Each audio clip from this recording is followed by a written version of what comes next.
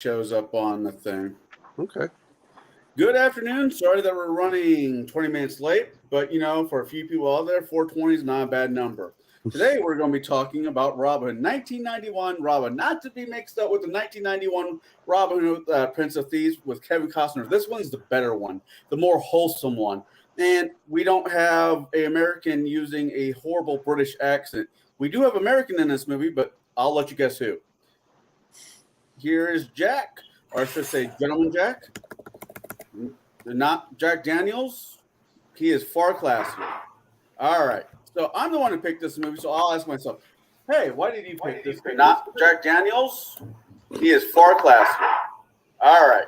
So I'm the one who picked this movie, so I'll ask myself. That was almost good timing. That was almost good timing. Almost.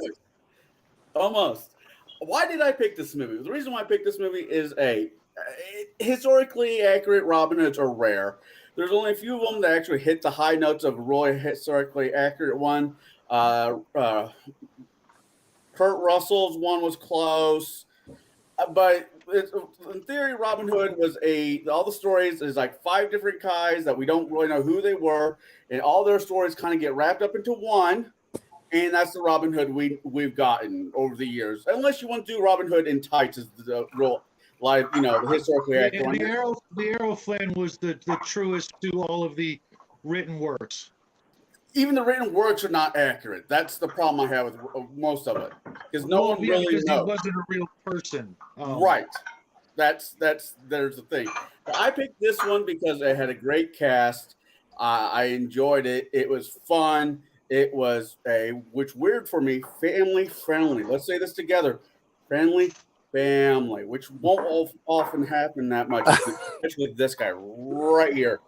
But I got to think about that guy down there. So I keep in mind what movie I picked. So I picked a historically Robin Hood that I think was better than the Robin Hood from the 91, the Kevin Costner's one. So that's why I picked it. I love the story of Robin Hood. I'm an archer in real life. I love anytime I get to spin with my bow range. So this movie was an easy pick for me. So I will go down the line with Mark. Mark, what did you think of this movie? I enjoyed it. Thought it was a pretty fun movie. Yeah, I liked it. I hadn't seen it before. It's my first watching, and yeah, I enjoyed it. I'm not sure if this was released theatrically or was just a special thing for BBC over in England at the time. But yeah, I thought it was a good movie, all in all. All right. Shadow? It was a cute movie. I didn't think I was going to like it as much as I did. It's typically a sign that we're about to watch a good movie. Especially when I pick it. But I missed so many of the things that I was familiar with, the story, the R3 contest, and just so many other just things that I was hoping for. But I didn't hate it. I will never watch it again. It just makes me want to watch the Errol Flynn one even more, so that little guy will at least have. Because as far as I know, the Errol Flynn version was the first version, and it was, for its time, it was a blockbuster. It was a major thing. It was, it was just, possibly the biggest movie of the year, and all the color. And I realize that's probably inaccurate. I'm okay with that. When I go to see a movie, I really do want to see a blockbuster, something that just stuns my senses. And, this is one of those movies where the main color is gray. Everything is gray or brown and dingy. And, I get it. That's probably more accurate. But, I want something that just, He wants pulp Robin Hood. Well, I don't know about pulp, but like I was looking at some other movies. El Cid is a good example. The pageantry, the all the pomp and just Grace. that too, and just the whole spectacle of what people got to see back in the day. For a lot of movies, that had to do with the Middle Ages, the the pennants and the tabards and all the colors and the jousting and that whole kind of thing. I just I've seen of course I've seen Men in Tights, and I've seen the Russell Crowe version and Prince of Thieves, and they take away all of the majesty and just wonder that was that make believe era, because it was clearly not like that, except that big event. And during That's the arguable. older version and the two different versions of the novel that I own, the oldest copies I could find, it was just they wanted to bolster and hype up the reality and just make it more of a almost a fairy tale, You can certainly put it that way. considering it kind of was. It was a folk tale that grew larger and larger as the years went by, and then it got to our lifetimes where they just like went and turned it down to like 4. Hey, Jack, you're Yes. just missing the white cat that you can pet. So anyway, sorry. Actually, the first Robin Hood movie to be on film, right, was 1922, and it had Douglas Fairbanks. Yeah. Yeah. This one came out like 16 years later. I mean, not this one, but the Errol Flynn one came out about 16 years later. Right. The Douglas Fairbanks version is damn near impossible to find, or at least it had been up until like Amazon. Gotcha. What about you, Shadow? What did you? I mean, Shadow. I'm sorry, Little Shadow, or AKA Jack. Ew. It's shade. It's shade. No, It's shade, not a full No. shadow, just the shade. It's Yeah. 1%. I have an interesting view on Robin Hood, which is that I'm not a big fan. It is an over-exaggerated tale to prop up Republican ideals of anti-monarchism. It is. I'm out. All in favor? No, seriously. Yeah. Continue. Well, what more do you exactly want me to say? I was kind of hoping. Okay, I'll get back to you there, young Jack. Omanow? okay. I'm going to have a little bit different views. I noticed, and this isn't just unique to this one, but the British movies have a less romanticized view of the Middle Ages. And this is a less romanticized view of the Middle Ages. It's I noticed that the costumes are a bit more subdued. Like if you look for Maid Marian and things like that, she didn't have what we usually think of as all out, all these things. It was a different aspect of looking at it. I mean, I'm not against it. I'm not for it. It's not one of those I would go, ooh, we've got to watch this. But watching some of it, I thought it was interesting. I noticed I don't want to feel this way, and this isn't perfect. I felt it was more historically accurate in something that's not supposed to be historically accurate. I thought that was, there were a few things that always bugged me, but you know what? I need to throw them out of my mind. Like I like to see better sword fights and things like this. That was but to be fair, it's hard to find anywhere, with the exception, I've mentioned this before, of Ivanhoe, where you actually watch them go full bore at each other. Full tilt? Yeah. Especially up until here recently. Well, did you see Ivanhoe? Ivanhoe, not yet. I'll have to put it on my list. Okay, and I understand that the shields are not like true steel. Go watch that one. They are actually beating each other like with the ball and mace in the final battle. Anyway, but I thought it was kind of interesting. The one thing how do I want to put this? I liked it when it was a little bit more grounded, which I thought that they did. until the very end where they had Maid Marian swing down and knock off the. I was like, okay, so you know what? Keep I would rather it have been less Hollywood. Don't bring that little Hollywood aspect to it. But I thought it was very interesting them talking about the Normans and the Saxons, which is not something you normally see in there. I thought, I hate saying this. If I was going to say go watch a Robin Hood film, I would say, much to my chagrin, go watch the Disney one because it's just fun and it's tongue in cheek and the cartoon. The cartoon. Yeah. Yeah. Oh, yeah. Yeah, No, like I told you guys before, that was literally the very first theater experience I had as a kid, and that probably influenced my appreciation for Robin Hood early on. What can I say? Yeah, again, another cute movie. And I've read, I remember reading the stories. Amelia, this has probably been 40 years or so.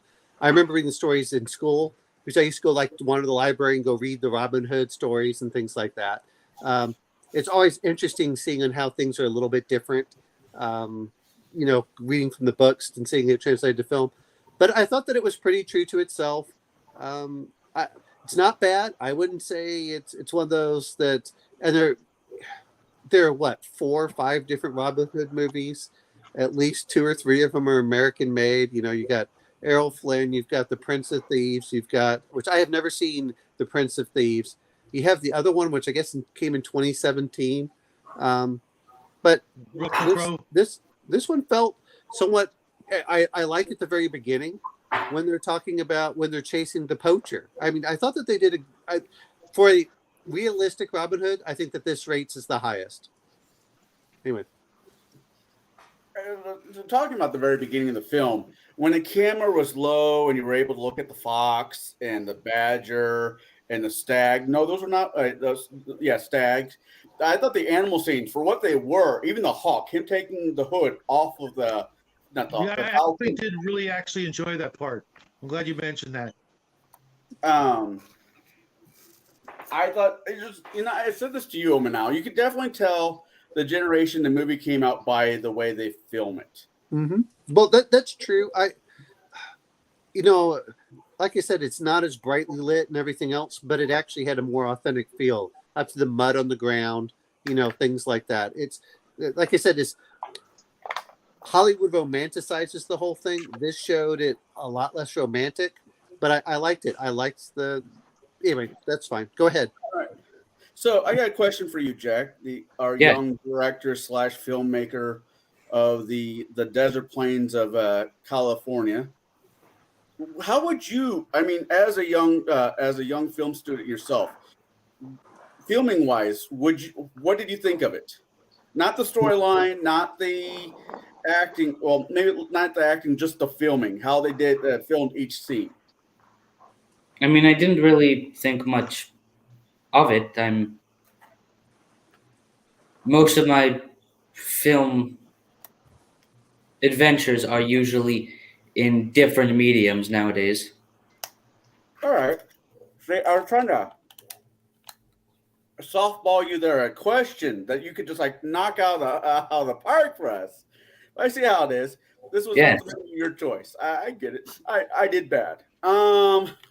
It's not necessarily that. It's just that when it comes to filmmaking, yes, I did do that one thing that was like a proper amateur student film. But other than that, most of what I do when it comes to that sort of stuff is in a completely different medium. So I usually do not think in that field that much anymore. Okay. All right. Not that the question is bad. It's just that I don't have a solid. You don't have a. Yeah, I get you. All right. Yeah. For the DMs here, Jack, you can answer this question when I get to you, because I'd love to also hear your point of view. If you were going to do a Robin Hood style campaign, it being through, a traveler, you're stealing from the rich planets to give to the poor planets. I don't know how that would work, but I'm sure it could be done. How would you guys DM this? How would you tell out the story if you wanted to do a retelling of Robin Hood, but update it in a D&D fantasy, Pathfinder, Traveler, steampunk, cyberpunk kind of way? Someone was watching the stream last night. No, I try to pay attention to Shadow stream because he watches mine if I ever do one. I think. Does he? So I'll start with Mark. Mark, you like the old a lot of the old systems when it comes to role playing. How would you DM the story if you were? I would probably have to. I would probably have to figure out a setting that was probably going to have to go with something with very low magic, next to no magic, I would think, and it's going to have to play up on the whole political angle and stuff like that, because I'm not sure how you keep these guys. Seemed like they were just hid in the forest right next door, and they couldn't ever find them. That kind of always threw me off. These guys had a lot of things at their disposal, and they couldn't find these ragtag bunch of guys in the forest. But I would have to find some type of system. I think there's low fantasy gaming or something like that I would have to use to run an adventure like this, and you'd probably have to play up more of the political intrigue and corruptness and all that stuff, more so than a lot of action in it. All right. Shadow?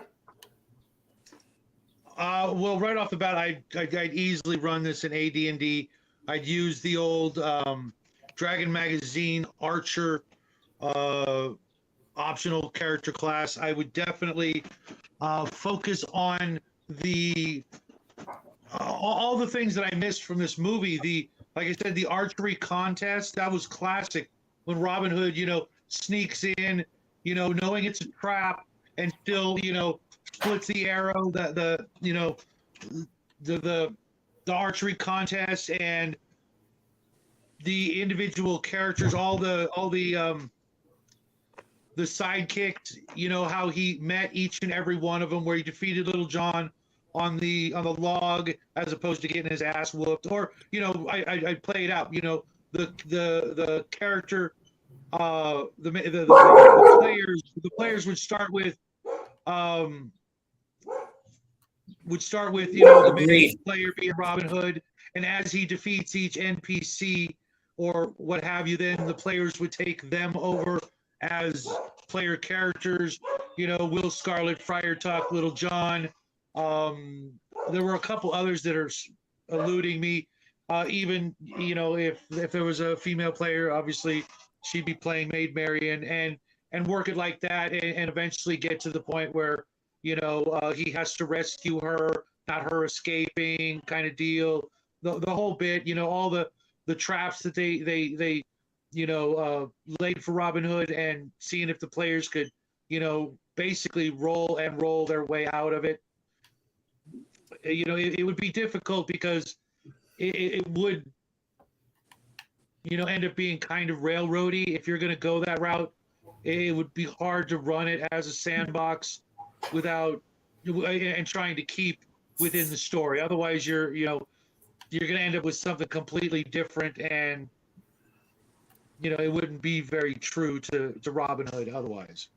All right. Omanel? I'm going to take a little bit different tack than Shadow here. I would probably do a mixture of somewhere between Macbeth and Robin Hood.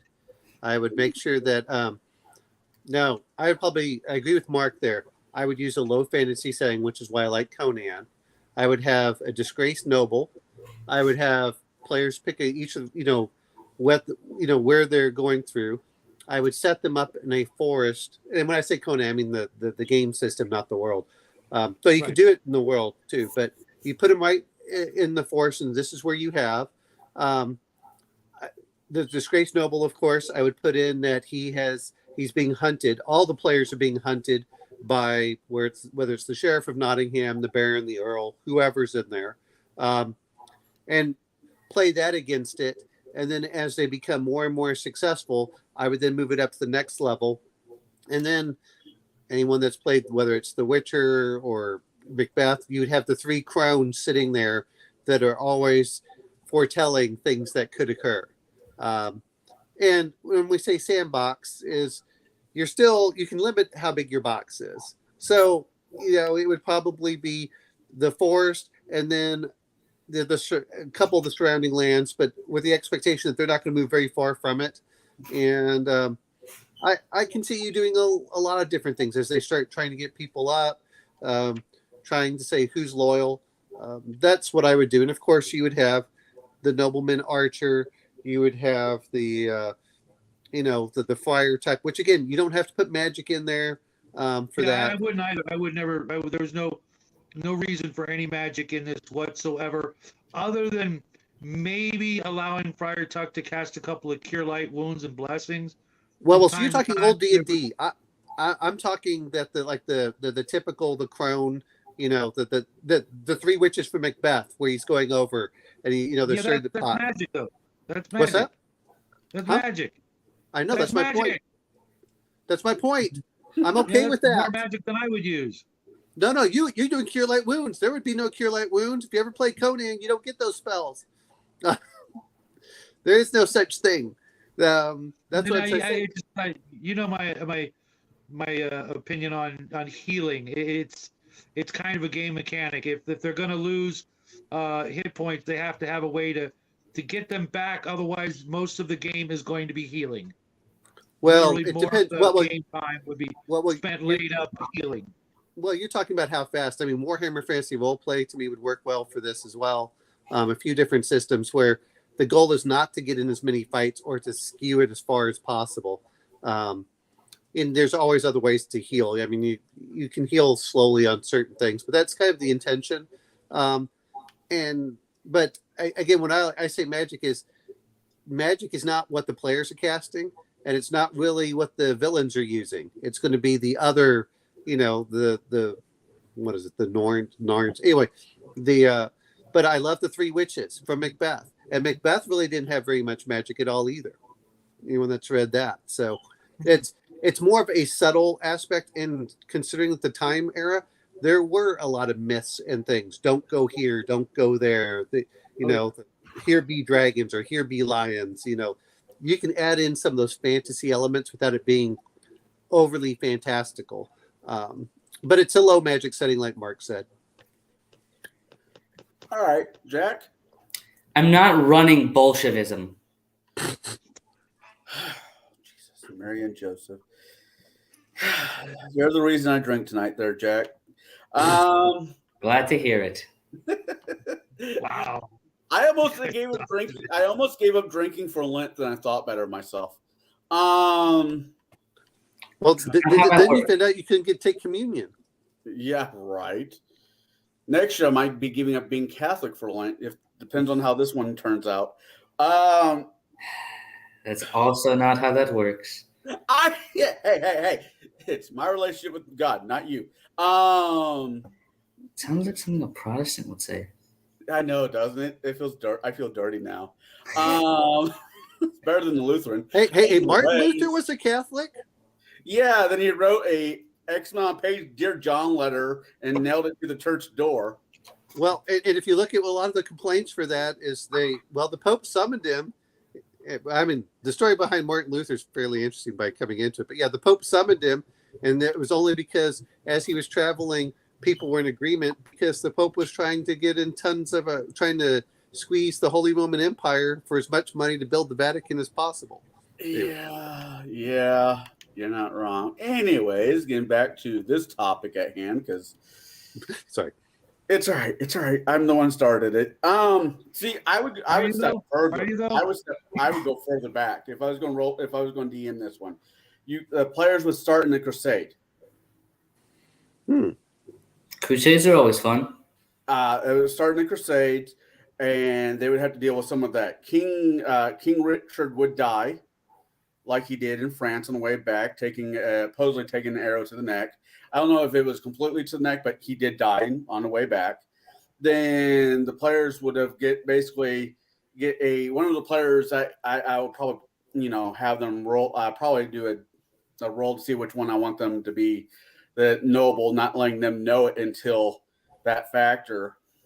The sheriff and the local magistrate is trying to take over your kingdom, not your kingdom, your house, your land. A letter from dad. You got to hurry back, only to find that father is dead, the land has been ravaged, and you no longer have a home.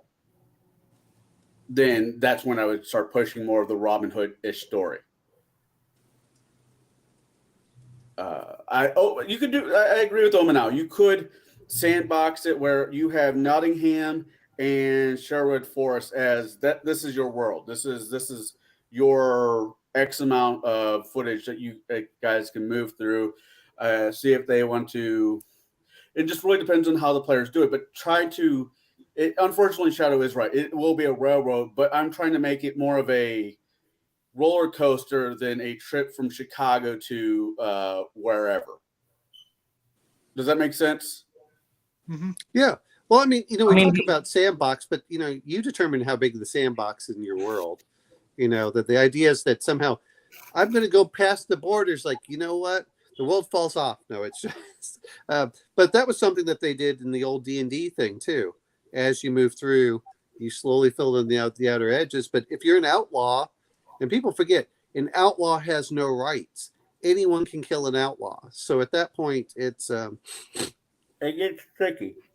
Yep. I didn't mean to click on that one again. I was going to say, next question, more of our basic questions. Was there any character in this movie that you just absolutely, it's like, I like that one. I like that more than I thought I would. I'll start with you, Mark. Probably the guy that played Little John. Just I like. It's not even so much the actor or anything like that.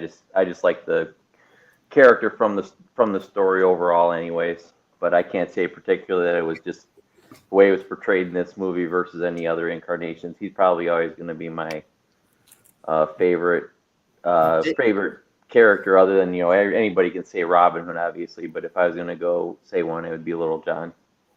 He was played by Davis Morrissey as Little John.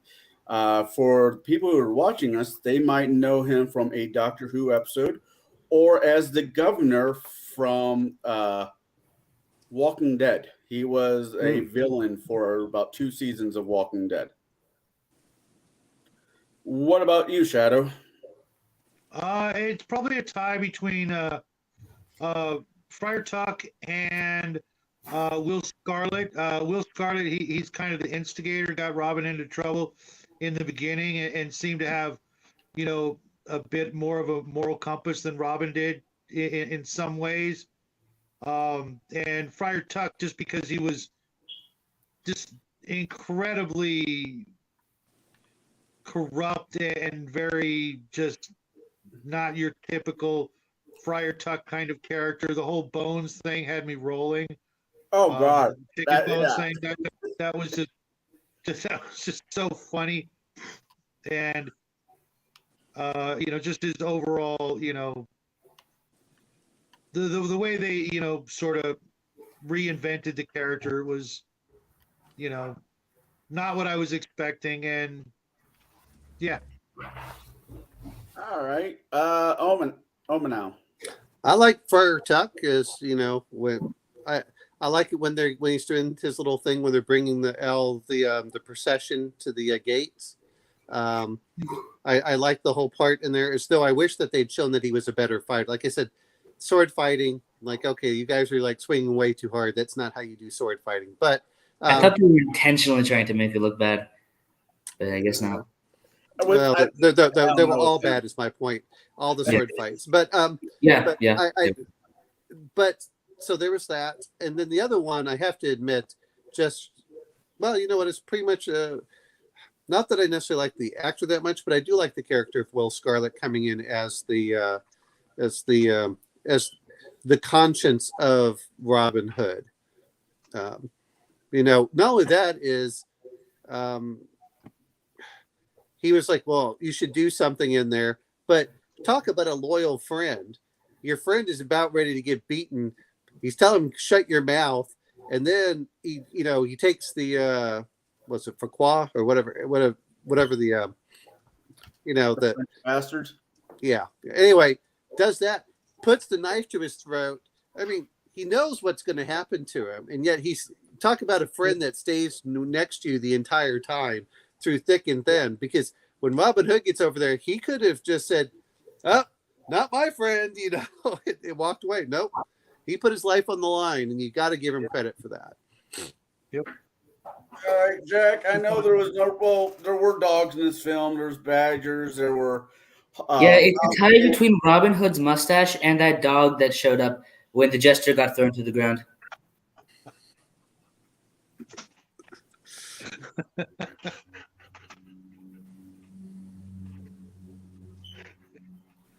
I don't remember sounds seeing about that. right. That sounds about right for you. Okay. You know, Bo, James, if either one of you guys want to hop in here, I got room for one more. It's up to you guys. Well, James, I'm. It's not that they lack color, but you could tell on social stats and how much color they had. From a historically point of view, the clothing that they were wearing was actually historically accurate, which is always amusing for these movies. Because Kevin Costner's Robin Hood. Well, he doesn't mean. I highly doubt he literally is talking about color. I believe it's more. People tend to view the Middle Ages entirely as this disgusting, grimy, unenlightened era, which it in no way was universally. Well, if you look at it, you could tell social status depending on the clothing. Well, yeah. Well, I mean, pretty much everyone in every point in history ever. Back in the cave. No. What I'm referring to is when you talk about colorful is the peasants can't afford high colored clothing. Dye makers. I read a whole book on the color red. It's the other part that comes into it. Red. Was it called Red?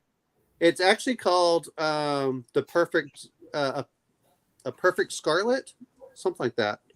Okay. Or a perfect red. It's something like that. It's basically has to do with the bugs that they do to make red, the color red.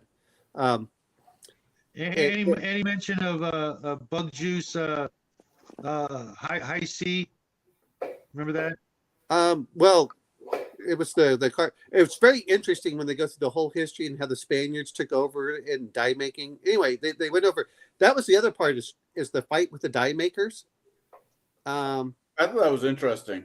That was that was part of the thing. But notice that only King John actually had that bluish purple color because it was so expensive. That's what I mean by that is, yeah, there was some color. You saw some color when they were doing the procession, but like you said, it was kind of a grimier, like they didn't do the color adjustment to it. But yeah, everything I look at it, there's not that much color when you look at the base tapestry, unless you get really high up in some of those areas. But, the knights, they're like, oh, okay. But I think some of it also has to do with the color palette that they were using. They could have used a brighter color palette. What I mean is the filter. They could have used a better filter for some of that, and it would have been more brightly lit. Now, was there any characters you guys didn't care for? I'm pretty sure I know Jack's answer, mainly because he was French. But I'll start with Mark. That I didn't really care for. Yeah. I just the bad not the main bad guy, but the one that was like the second in command that was supposed to be marrying Maid Marian. He kind of wore on my nerves and got on my nerves, but that was his job and that's what he was supposed to do throughout the movie. So I can't fault him for for playing the role, but yeah, that was the guy that I liked the least. All right, Shadow. Same thing.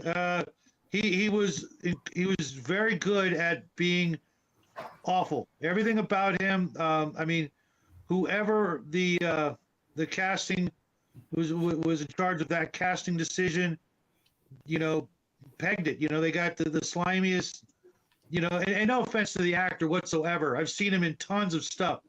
He gets a lot of work, and if he doesn't mind more or less being typecast into, kind of the bastard in everything he plays, regardless of the accent that he's using, because, we've seen him with various accents over the years. I think he actually is French. he was just despicable. And other than him, though, I honestly I have to go with Uma Thurman. I don't get me wrong, I like her in a lot of things, but I just have to wonder why they picked her when they clearly could have picked attractive women. Nicole was stunning, and Uma Thurman is just kind of just honestly to me she's just odd looking more than classically pretty. And if you're gonna go with traditions and whatnot, she was just supposed to be the most beautiful woman in the land, and she had no trouble playing a dude. That's all I'm saying. I stand corrected. The guy who I thought was French is actually German. Yeah. Worse. Nice deflect there. Nice deflect. Oh, here we go. So I'm gonna say who my least favorite was the stupid jester. Added nothing to the movie. That guy was a jerk. Yeah. It was one is that whoever was the was playing the jester. I'm like, that's not the way that the jester always does things. They it just God they could have removed it and it would have lost nothing. No one would have even noticed if he had disappeared, and he just brought the movie down like another peg. He was a freaking psycho. I mean, he was definitely not the actor, but that character was definitely mentally ill. I mean, they should have had him, somewhere safe, and far away from alcohol. Because and the point of the jester was to act as counsel, to say things that no one else could. And the reason that they were dressed and acted the fool was because it didn't really challenge the authority, but they were the ones that you really needed to be in there, because they're the ones that said, maybe this is not the best idea. It was kind of we're good. The best gesture I can think of, completely different movie, is anyone that's ever watched Ran. Akira Kurosawa was Ran, R-A-N, which is based off of King Lear. Okay. Great movie if you like subtitles, Japanese, talk visually fantastic. I think it even won the Academy Award for Best Foreign Film. It's a great movie to watch, but that jester does his job perfectly. Anyway, the jester is the one that they could have removed and nothing would have been lost, and it would have made the movie better. So, now if you're going to talk about the, and the villain, that the true villain, which was the one that was made, he played that part perfectly. There was nothing redeemable or likable about it. So, that was the point. He was a Saturday morning cartoon villain. That's how he's always been. But he wasn't the sheriff of Nottingham. But yeah. But I don't mean to interrupt, but that was something I was bummed out that they, Sergeyev Gisborne, played by the phenomenal Basil Rathbone, that was a villain. You know what I mean? He played that up, and this guy was literally, like Becky said, a Saturday morning cartoon villain, whereas Sergeyev Gisborne was like a Darth Vader kind of villain. He was competent and scary and cunning, not just brute force and pure, emotion. Well, to be fair, and I don't mind this as a slight there, Shadow, I think nothing will ever kill your bias over the Errol Flynn Robin Hood. That's your Robin Hood. Well, it was a classic for a reason. No, I'm not saying it wasn't, but that's the top of your list. No movie will topple that version of Robin Hood. Absolutely, and it's not even in my top 10 favorite movies. But if you guys haven't seen it, and you get a chance, do yourself a favor and watch the movie that every other movie about Robin Hood clearly tried to, at some point. The Disney version of Robin Hood is probably the closest to the Errol Flynn version of Robin Hood, as much as there'll ever be one. Yeah, absolutely. Which is Jack, really funny. Who did you not like? Do what character? I'm not talking about the actor. I'm talking about the characters. Because as far as I'm concerned, anymore, actors are fairly faultless. You know, I like Samuel L. Jackson's response. Why do you take these shit movies? And his response is, I need to get paid like everybody else. So who was, Who was my least favorite character? Well, Nicole and the Jester were both gay. Most of the royals were over-exaggerated, big fat guy dragons sitting on their wealth, and Robin Hood was a communist. So I don't really know where to start. Well, don't forget King John was despised so much. That's why the Magna Carta came out, and that was exactly this time. Yeah, he was awful too. I'm like, how did somebody not poison that guy's wine? Like historically, he was a far better ruler for being a crook than his brother was. Well, here's the thing that you have to remember is, when you start looking at that era, France was their main goal more than anything else. France to them was what they ruled, and Britain was just an accessory. That's fair. Yes. I mean, King Richard did not even knew how to speak English. He spoke French. I think what was the first one that spoke? It was like 100 years later when they actually started doing that, which is why I said I kind of like this one because it actually played off the Norman Saxon aspect, which gets ignored unless you pick a movie like Ivanhoe. Right. That's what people forget about is they view it as all English. And they said, no, at this time it was, the Normans were very different. That's one of the things that Chaucer's Tales comes out is because it was one of the first English things that had to deal with that time. But yeah, it was. Anyway, go ahead. Those are gonna go. Where was I thinking? What was I thinking? Oh, as much as I despise the. Give me a hot second, my daughter. I'm sorry, guys.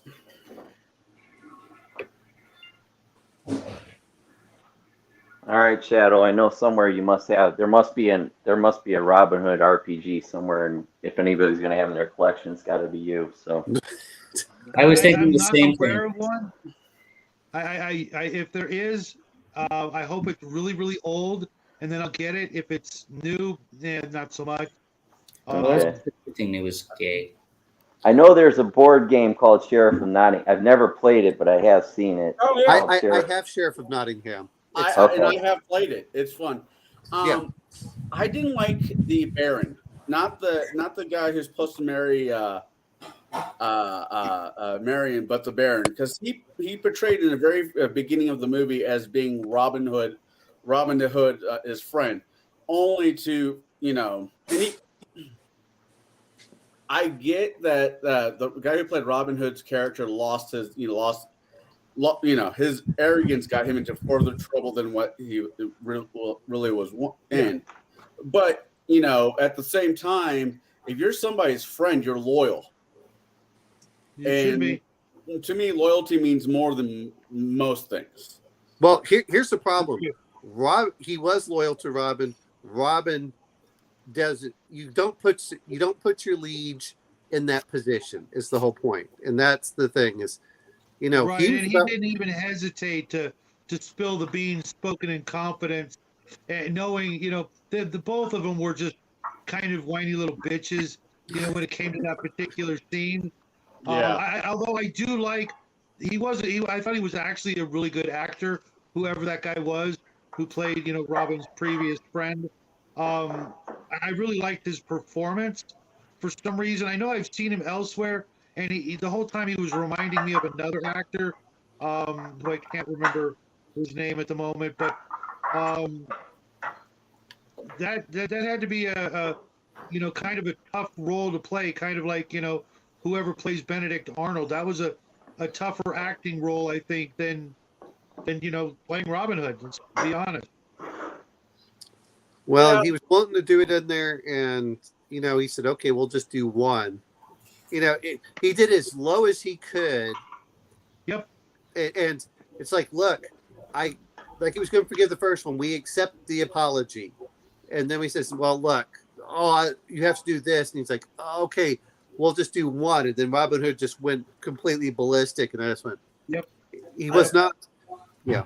Yeah, that's fair. I mean, I don't Yeah. know. Like I said, my bias comes to for loyalty. I believe loyalty counts more than most things. Well, he was And loyal, he did. but Up Robin until He did. was. Robin ran his mouth. Yeah, Yeah, you're right. and, You're right. you're, Take your you're punishment like a man.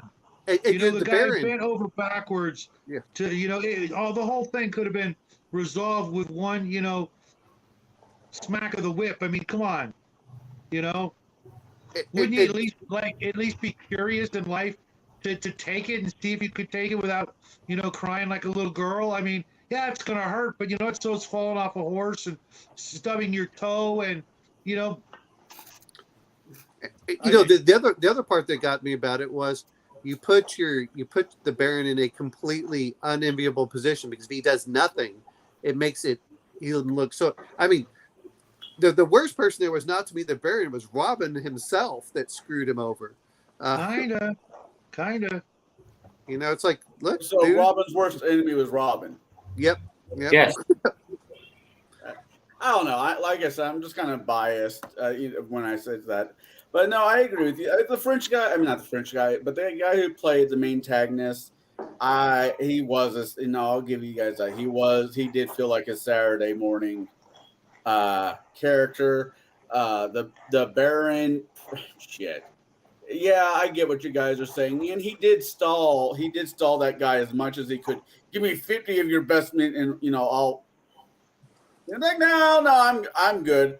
And at the end, when he's having a conversation with William Scarlett, if we could just unite our people, which I thought this movie was more of a not a Civil War, but a Civil War-ish movie than it was a Robin Hood movie, just by the tone. It sure turned that way quick, which is not how any of the versions I remember really being. It was, it was kind of,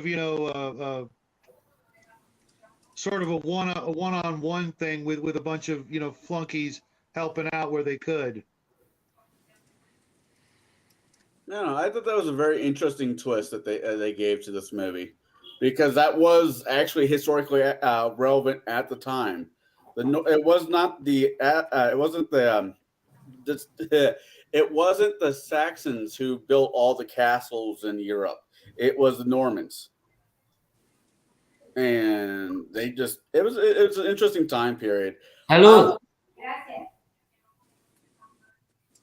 Go on. I was about to say, are you being summoned, young Jack? No. All right. It's best to do what your mom wants. So if you had a chance,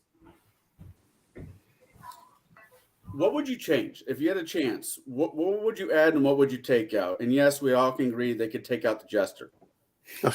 Either make him as the smart ass, like a Jack Nicholson smart ass, that whispers in the king's ear type jester. I would have been down with that. I would have been fine with that. You know who would have made a better jester, who would have been perfect for this had he still been alive?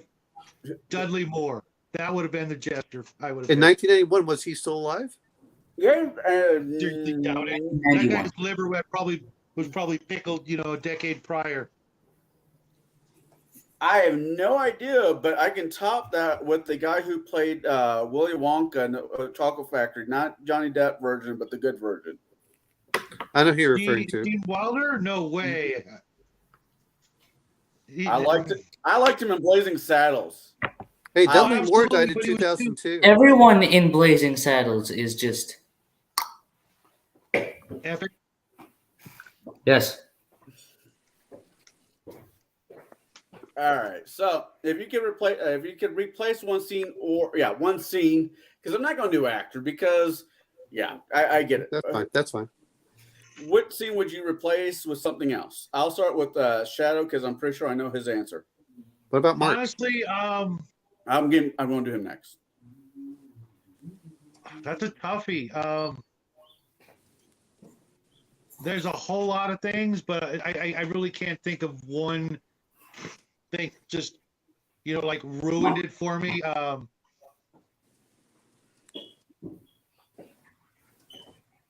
Maybe the fight with Little John and the falling in the river and the can't swimming thing, or the No. I'll leave that one and replace it for the whole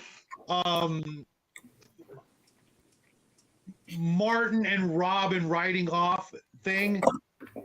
That whole premise, that whole thing was just okay. Why bring the new guy and let him, snuggle up against you if you don't know he's Marion? You know what I mean? And then telling the story, looking right at her, and he doesn't realize that's Marion. Sorry, that didn't. I'm like, the whole time we were thinking. I think Jackie and I were thinking he knows who he's talking to, and then to find out he's a freaking clueless idiot, fooled by some hair dye and being his up close and personal with his one true love, and he can't even see her because of a little bit of dirt and some hair dye. Not buying it. It was just and I could have swore at one point they actually held hands while during the escape before he knew it was her. I'm just like, what the hell? You know what I mean? Like, even instinctually, he knew it was a girl. That was a really awkward, because I agree with you, because I thought that it was, hey, let's see how Maid Marian really is when they're saying, go chop the wood. And I said, he knows who this is. I thought that immediately. And then you went over like, what the hell is going on? Yeah. I thought It the was same. gay and weird. I didn't like it. All right. Mark, is there any part of it you would change out? Probably agree with Shadow. The whole, her disguise was able to fool Robin Hood, and that, I mean, come on, he's supposed to be like the most clever guy here, and that's supposed to fool him. And then the whole challenge she had to do with the chopping of the wood. It's like they dwelled on that for, it seemed like, for like 5 minutes or whatever. I don't know. Like, she couldn't chop it, and then they just kept showing her trying to do it over and over. I was like, why do you keep going over that over and over again? And then the only other thing I think I would change, I think Omen mentioned this. I heard Omen mention this earlier in the show. Like, whatever the filter was they had on the camera itself when they shot it. Yeah, I know it's supposed to look dirty and grimy, but it's like they had a weird filter on the camera too when they shot it, and that would just look weird to me. That's what I would change. All right, Owen, what about you? I'm fully. I mean, there's like little tiny things in there, but I agree with Shadow about that whole part. It's not that I minded what was going on. It was that they kept. It's like they wanted to say, "Oh, he knows who it is. Oh, he does know who it is." It would have been much better if he said, "Okay, Martin, something's over here," and then he says, "I know who you really are. I wanted to spring the trap so I could try getting them." And it would have been much more interesting if Robin Hood had captured Nicole instead of trying to run away and then ransom her back. That would have been very interesting. I think that they could have changed the scene around to make it much better. I thought that would have been very interesting. Was where it's a trap where he says, "Oh, it's going to be it. No, I know who it is. I'm going to capture Nicole," and then you ransom her back to the Baron. That to me would have been much more interesting on that. There are little tiny things in there that I know that they're doing the nods to it, but it just kind of bugged me. One was where they had the scaffolding and they fall off of it. That bugged me. The other one that got me was the when Maid Marian swings down on the church belt. And okay, look, the little fighting scenes where I'm just going, oh, you're trying to make it realistic, and then you bring these in. And Shadow, I know you look at it, but I remember reading the stories when I was a kid, and Little John, I think, put Robin Hood into the drink 3 times, if I remember correctly. I could be remembering it wrong. That was. I thought that too when I was saying it. That's why I changed my thing. Yeah, because that was one of those where they were coming in, and Robin Hood comes in real cocky, and Little John's like, "No, I don't move." He's like, "Oh, really?" And he puts him in the water. And he puts him in the water again, and finally he laughs at him and says, "Okay, we're gonna be friends." And I think that happens in just about all the movies, oddly enough, because it's such a classic thing. But anyway, I have to agree with you. that one scene, if they had changed it up some, would have been so much better. But the way that they like, oh, he comes off the tree, and then he pretended to not know who Maid Marian was.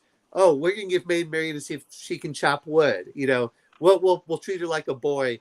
And then at the end, it's like, oh, here it is. Oh, look, we're gonna do the trap. They could have done it differently. That would have been much better and made more sense, and not made Robin like, I can't see my true love 5 feet in front of me.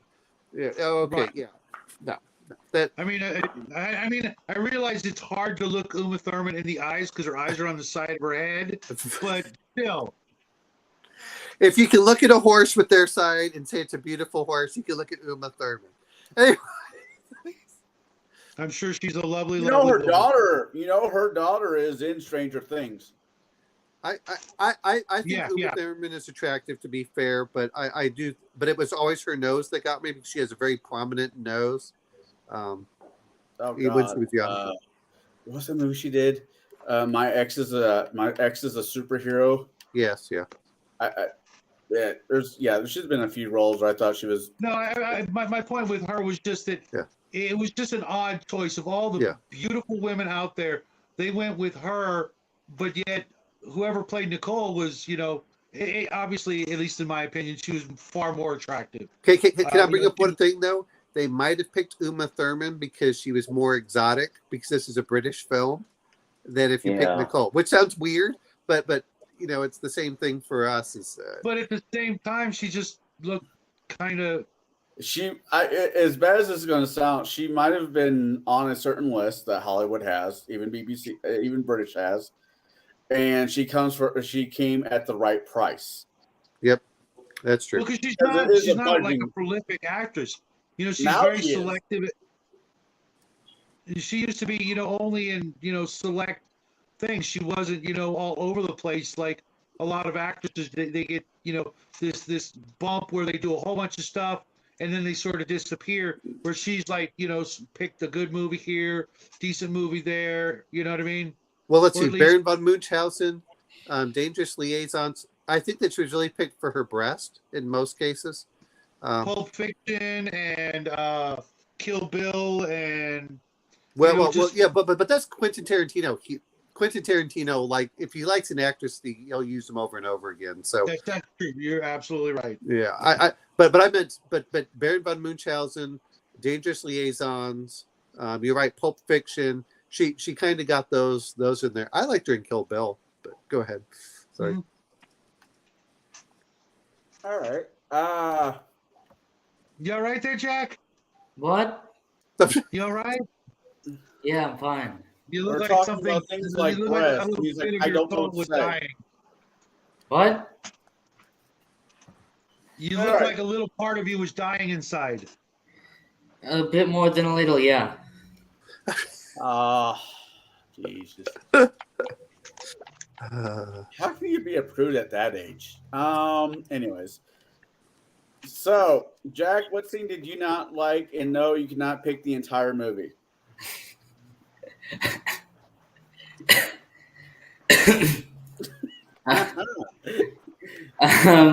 That's a difficult question because I was going to say that. Yeah, I know. I'm going to need some more time to think about that. All right. In all seriousness, it would probably be like I was going to say every scene with the jester, but I can't say that one either. That's too obvious. No. That's perfectly legitimate. That's a fair answer. Actually, you know what? Actually, I know my answer. Every scene with Nicole. Get rid of him. Not a big fan. I like Nicole. No, I don't know why. I didn't like her. I liked it because she was the conniving. It's interesting because she was a conniving character in the background. That was, and I agree with Shadows. I thought she was prettier. I think she was prettier too. Also, anyways, so okay. Hey, let's forget the real reason that they all wanted to marry Maid Marian was, she came with a giant dowry. Yeah, it was all about the money, which is weird because now I it's would the have opposite. rather Now it's the dudes with all the money. I would have rather the villain had wanted her more for the money and didn't care about her in any other way. It's like Yeah, okay, I don't care. Yeah, this is Yeah, but I'm I here mean, for the money. did you take a close look at the villain? I mean, that was like, the trifecta, for him, he got all three, I, or was going to.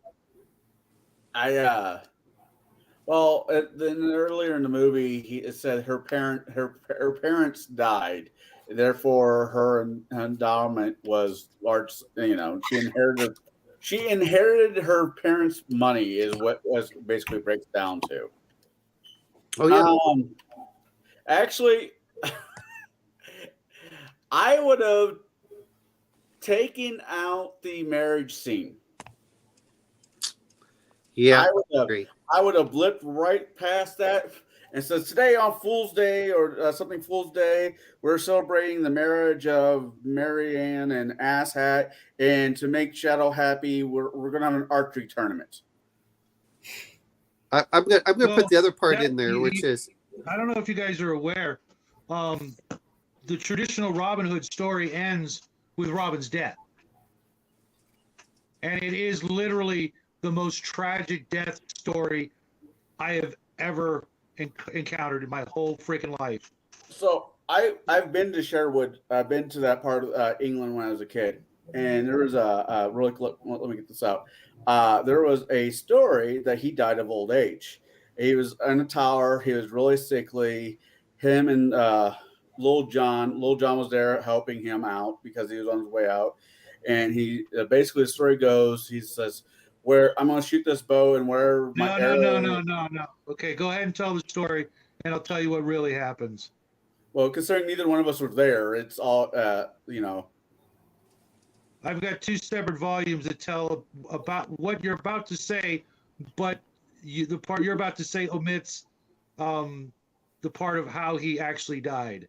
Yeah, Well, Shadow's really interested in the death of historical figures. He's read about Marx. They're all communists for some reason. I wonder why. anyways, he supposedly shoots an arrow, and Lil John buries him where the arrow lands. That is the story that they tell over in Sherwood, Nottingham area. That was, when I was a kid, that was the story that they told.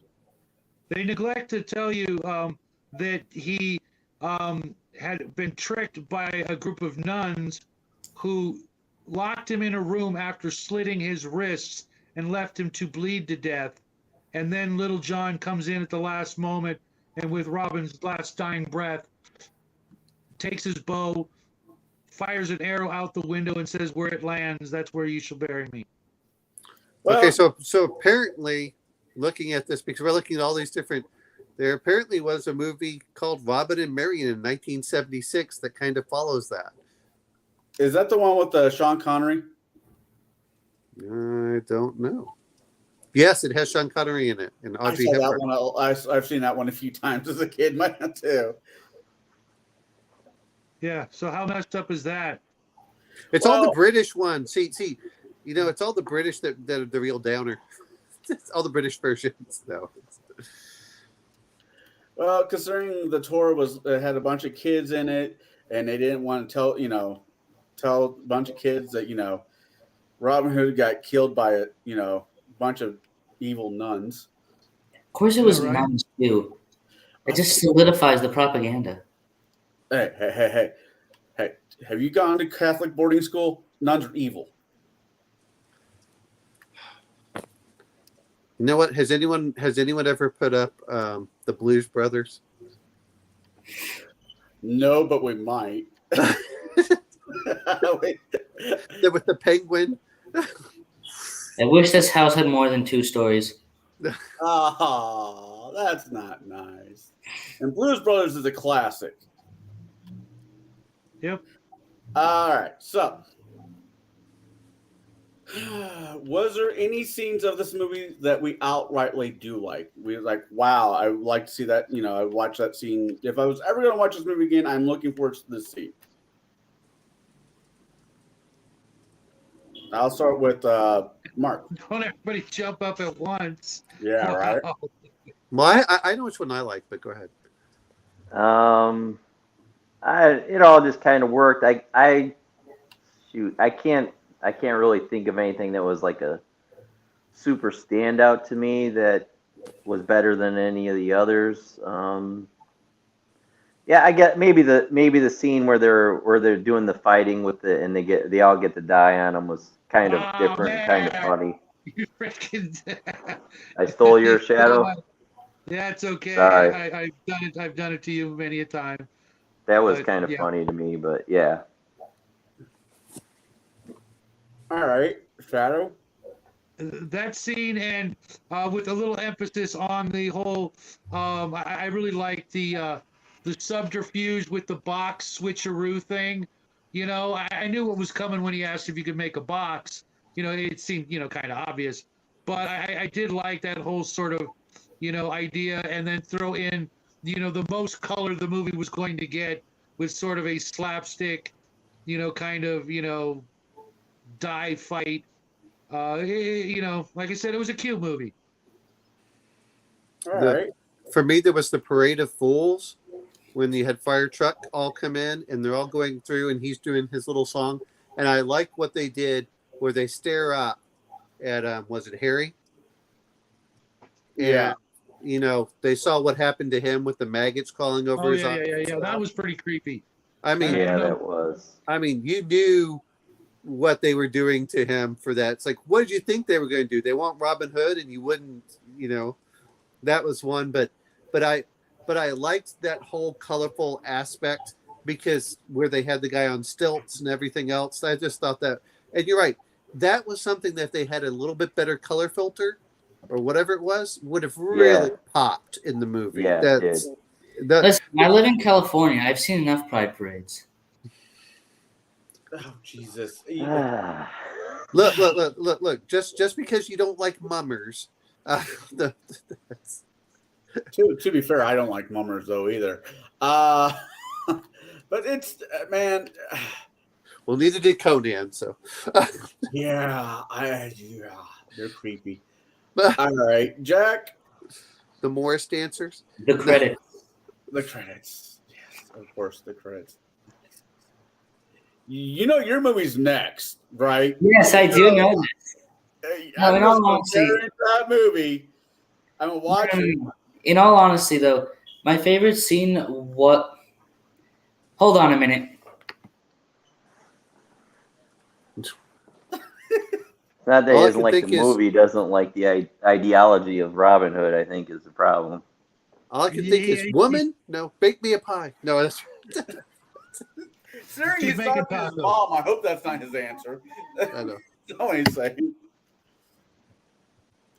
Yeah. He thinks the idea of stealing from the rich to give to the poor is communist, but he fails to realize that they weren't really stealing from the rich to give to the poor. They were stealing from the rich to give the people back their money that was, Right. Well, yeah. What Not it was really. is that the rich were stealing from the poor, and he was stealing from the rich to give back. Yeah. He's I he was guess he doesn't returning really their think money. that- I guess he doesn't really with think the that fee. the rich were stealing it because it was taxes.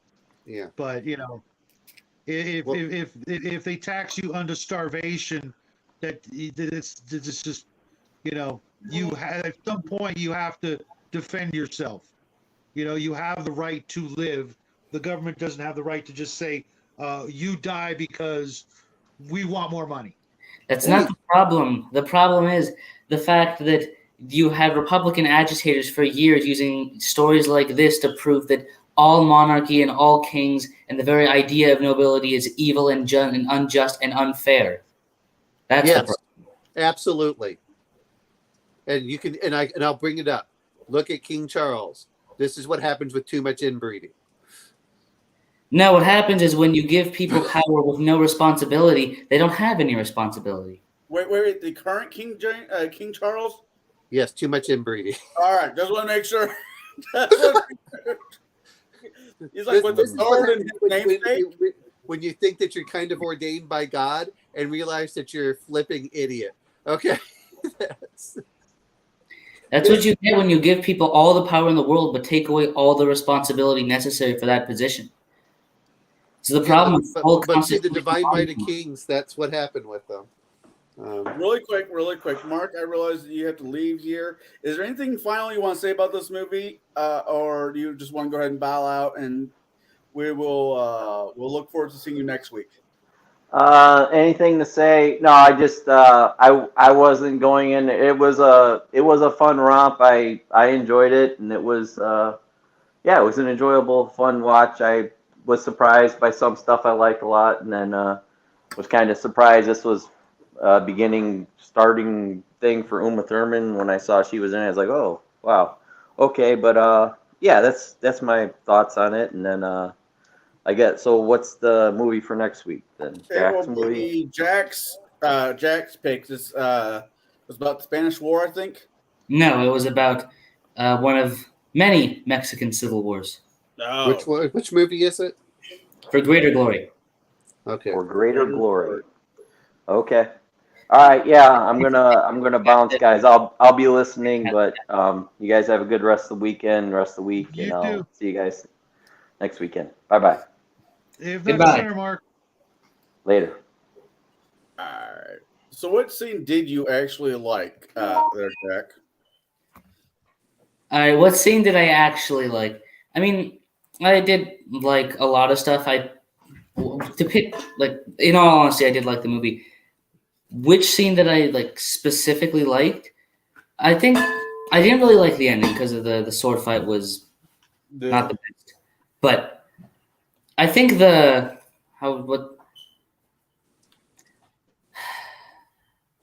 sorry about that. A certain someone is doing something. Anyways, I just like how there's this one hand. I'm like, what is Jack doing over there? You know, when you're that standing was up. a weird angle. Yeah, I know. It was a weird angle. it was a weird angle. I do admit that. It was like, what are you doing, woman? You need to learn your place. I'm just expecting to see. I was just expecting to see a frying pan come in his head or something. Anyway. No. It's just I saw something interesting on the TV. Oh, okay, sorry. Okay. Interesting. Sorry. Interesting.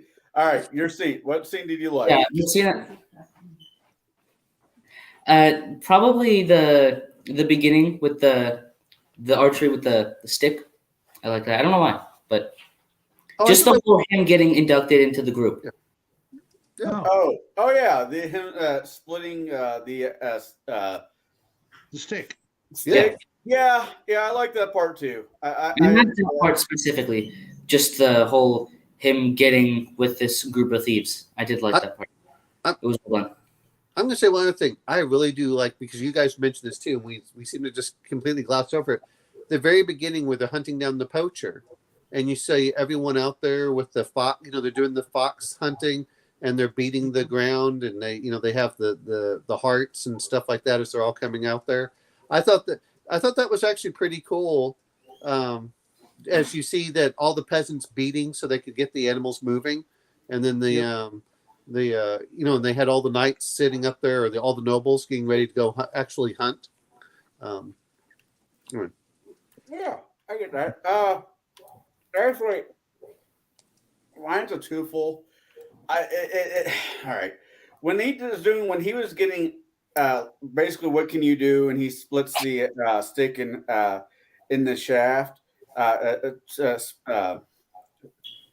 When he splits the stick in half, I really wish they would have, Harry would have shot his arrow, and he's like, "Oh, that's a great shot." No, you can't beat that. You can't beat that. Then Robin Hood shoots and splits Harry's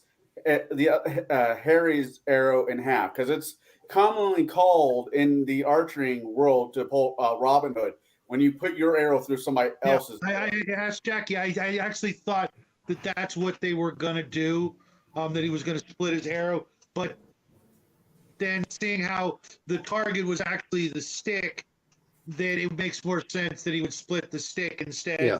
Because even the other guy couldn't make that shot, which is part of the original Robin Hood is when he's in the contest, the guy hits the bullseye, and the only way Robin Hood could beat that is to literally split the arrow.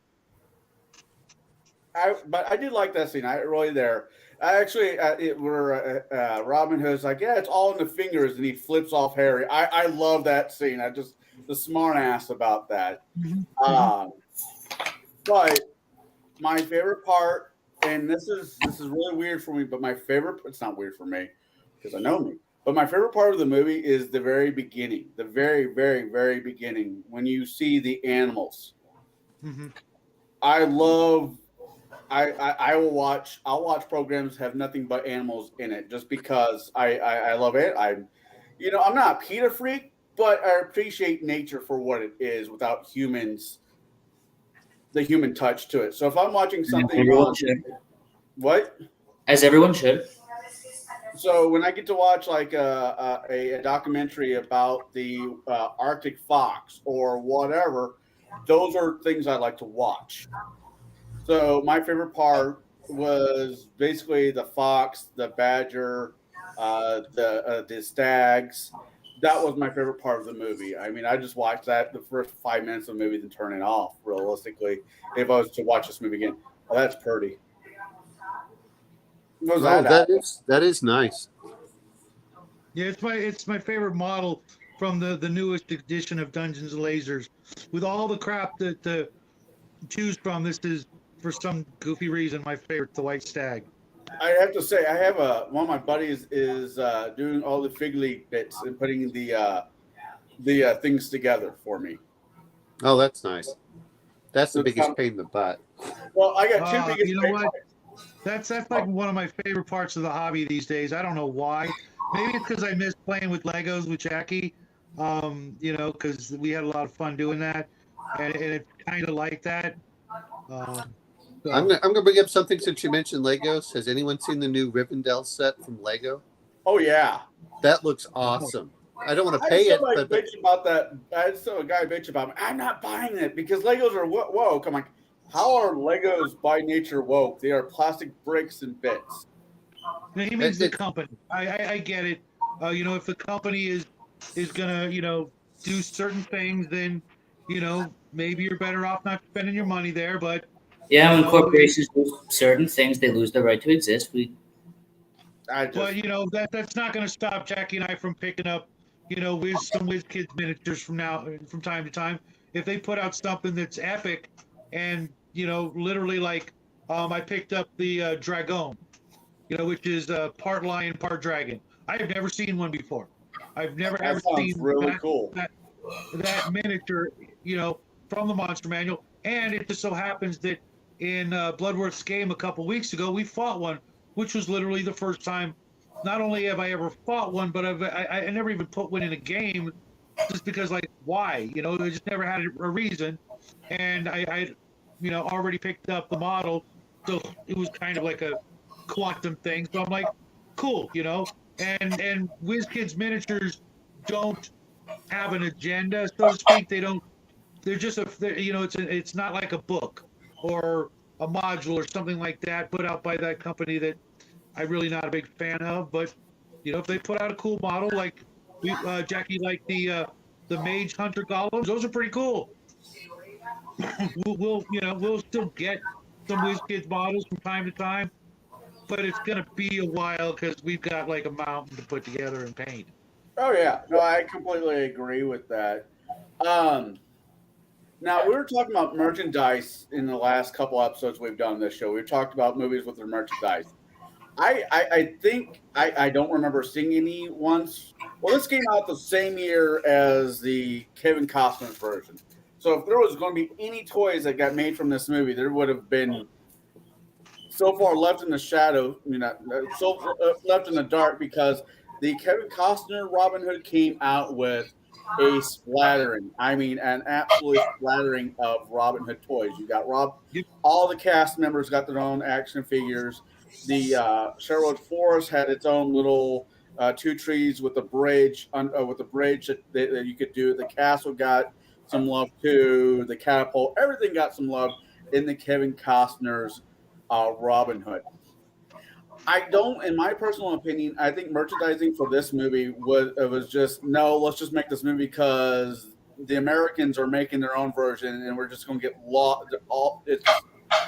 we're not going to be able to sell anything. Do you guys agree? Do you think there should have been something to this movie?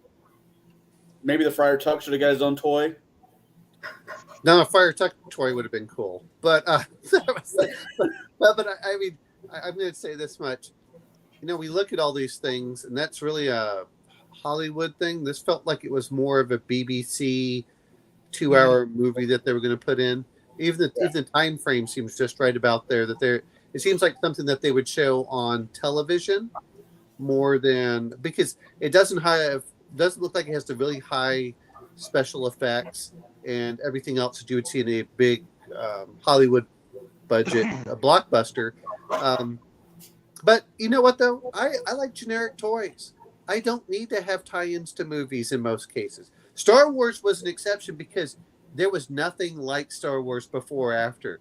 But whether it was the Playmobil or the or what was some of the other ones, Knights and Robin Hood had toys for decades. Whether it didn't have to be Errol Flynn, it's just like, oh, here we're gonna have. As a matter of fact, I remember even Legos had some Robin Hood-esque with their castle sets and stuff like that. So sure, Robin Hood's not going anywhere. It's one of those stories that's going to live, for thousands of years. Hell, I remember as a kid the cartoon Rocket Robin Hood. Anybody remember that? No, It was god awful. It was god awful. I mean, I was literally I think it was in between kindergarten and first grade summer school, or first and second grade. So it was a long ass time ago. Jesus. Holy shit. That's a lot of loonies. Well, see, Rivendell, I think, is $500 if you buy it in the U.S. That's a lot still of greenbacks. $500 is that's still a lot of money for, I mean, it better be like, 3 by 3 foot. Oh, it's huge. It's got like 21 mini fix. That's what I was trying to say is it's not going to go anywhere. Robin Hood will be around long after we're, worm food. Well, and I think the same thing with Lord of the Rings. As much as they try changing stuff, certain things are going to be timeless because the themes are timeless. There's always there's always the theme that goes through of an unjust government, which is what a lot of people looked at with John. We have to look at not only was this movie, but of course when you did Ivanhoe. Now this is all in retrospect, but King John is not well remembered anywhere in history. The Magna Carta came out because the nobles literally rebelled against him and said, "You're going to do this," which set up, so much of the rights of people because he abused his power to such an extent, he was despised. Not that he was the most brutal, but he was despised as as just because of how he was. There's a reason that King Richard was looked on fondly in Britain, even though he didn't really care. He bankrupted the country not once but twice because he had to be ransomed out. Yeah, he was a schmuck of a king, but he was a schmuck of a king that was elsewhere. He wasn't a schmuck of a king there. Well, King John could have let him just, rot, to be fair. Well, no, I'm sorry, it was Prince John at the time, not King. Yeah, yeah. So yeah, I think merchandise. I think you're all right about this. I think Robin Hood. There will always be. Give it a couple of years, open another Robin Hood movie. Hopefully, it's better than the last Robin Hood movie, Jesus, Mary, and Joseph, with Jamie Foxx. I don't blame Jamie Foxx or the guy who played Robin Hood. I blame the writer. I so blame the writer and the director and whoever else was responsible for that mess. Well, yeah. To be honest, I didn't like Prince of Thieves, and I didn't, I could tolerate Men in Tights just because, Carrie Elways, I mean, what's not to like? Everything he's done has been entertaining. Let's put it that way. And, I like I said, it wasn't it a Mel Brooks movie? Yes, yeah. Well, okay, it's all tongue in cheek. You know what you're getting. Mm-hmm. That's what gets me about it is, look, if you don't like Mel Brooks, you aren't gonna like this one. It's like Monty Python. Either you love it or you hate it, kind of thing. Mel Brooks movies, them being the history of the world, Like O'Brien, yeah, The Holy Grail. he the Holy Grail was Monty Python, not Mel Brooks. Mel Brooks was sorry. Blazing Saddles, Young Frankenstein, Oh, The yeah. Producers, Spaceballs, several others. But Yeah. what I Young guess Frankenstein. Did you say that? Which one? The Young Frankenstein? Bride of Frankenstein. Yeah, Young Frankenstein. Yep. Young Frankenstein. That's right. still need to watch That's a movie. that. Jackie's gonna love that one. Maybe. What was I gonna say? I think Robin Hood movies. I think we'll have good ones and we'll have bad ones and we'll have some interesting TV series in between. I cast this. Oh God! Thank you for reminding me. Does anybody remember besides me? Because I'm apparently older than dirt. Does anybody remember when times were rotten? Or when No, things were I rotten? do not. It was a Robin Hood comedy TV show, sitcom, sort of, serialized thing from way, way back in the day. The guy who played the Doc on Love Boat and was also in Hogan's Heroes, I think he played Robin Hood. And Okay, it so was just it was a Mel Brooks TV series. okay. I'm looking up right now when you're mentioning it. I never saw it, but yeah, I'm looking exactly like you're saying. But it says it was created by Mel Brooks. So we just talked about Mel Brooks, and then here we go. Yeah, and it didn't last very long because it was really kind of too highbrow for the world at the time. Mind you, it was I think the late 70s at best. RPG Grandma, do you remember when things were rotten, or when times were rotten? That's a hell of a thing to ask. But I don't know the context of the question. The TV show about Robin Hood. I'll see if she answers. Well, what I was going to say was, we can always hope for better ones. I think in order, my favorite Robin Hood movies is the Disney animated movie with the Fox, the cartoon Robin Hood one. I think that will always be one. Just that's why I grew up watching. I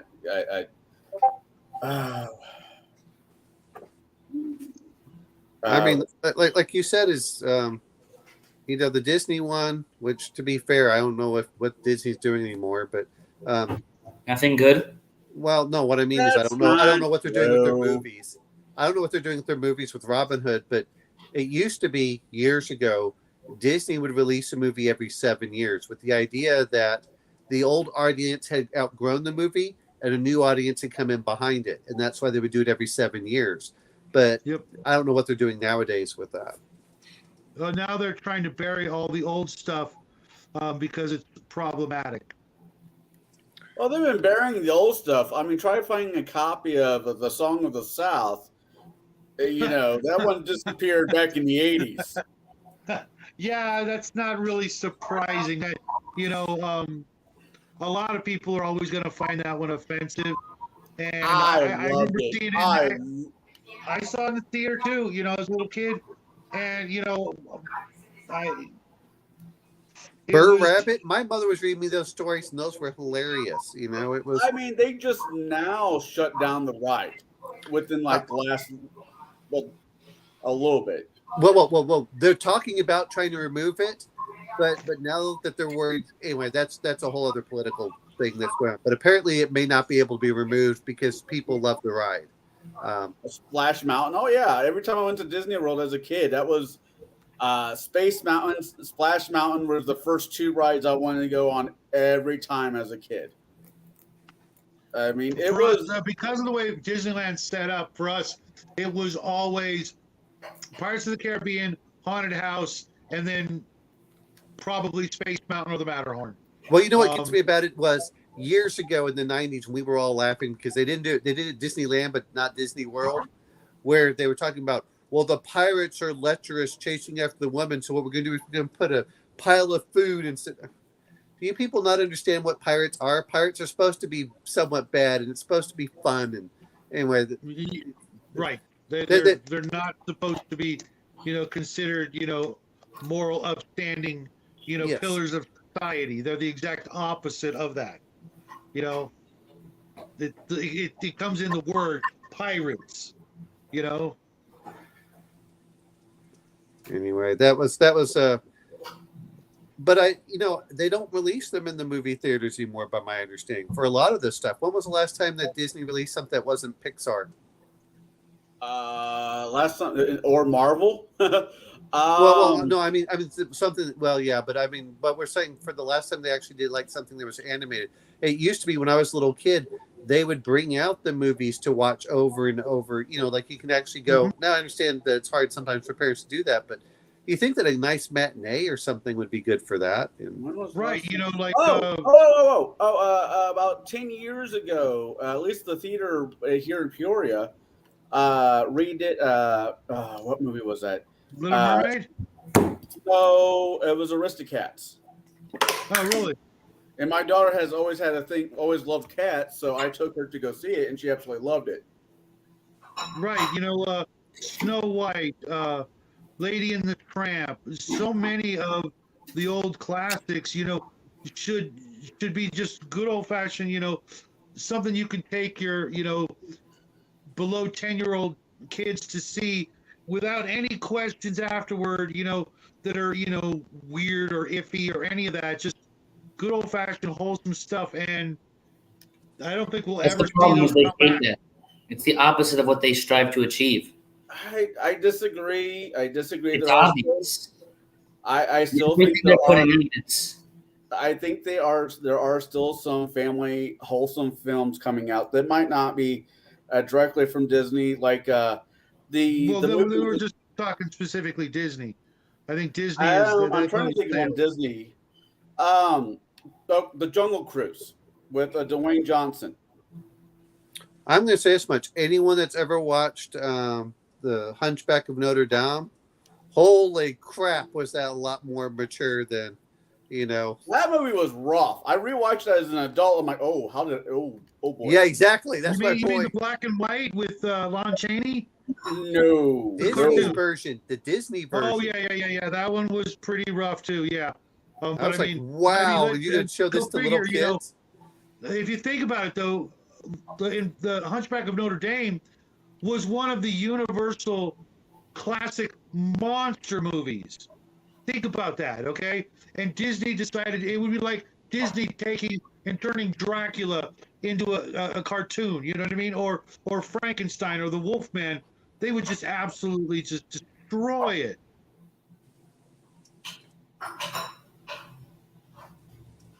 I don't know. I mean, I'm not a big fan of everything that Disney has produced in the last, let's say, 20 years. There's a lot of movies out there. Disney's like, Well, I think that's part of the problem is Disney used, well, and we're going to talk about John Carter and other stuff, but Disney was known for being kid friendly, which is why people went to Disneyland. That's why my friends in their 30s were still going to Disney World with their family because they had so much love for Disney. And it's the problem that I think that they're looking at now is they're talking about looking at what's it called? They're looking at the single people who love it, and like, yeah, that's short-sighted. You're trying to milk all of them, but what you want to do is you want to get families in there because I know from people who work at Disney that Disney literally does not want Americans going to Disneyland unless they live unless they have to fly there, in which case they know they would be willing to spend whatever it takes and they're already stuck there. They would rather have people from other countries coming to Disneyland on their vacation than actual people who live in the United States. And if you live within walking distance, you are the very last people they want there. Well, see, I thought what was interesting is because, well, I lived in Orlando for a year or so, and between the two, to be fair on this, even when we were able to go into Disney World for free, because they would have Military Appreciation Day where you could take your family for the day. Universal, I thought, was the superior experience at the time. I like and this is a first world problem. I realize this next statement is very much a first world problem. I've been to Disney World so many damn times. I don't care if I ever go back.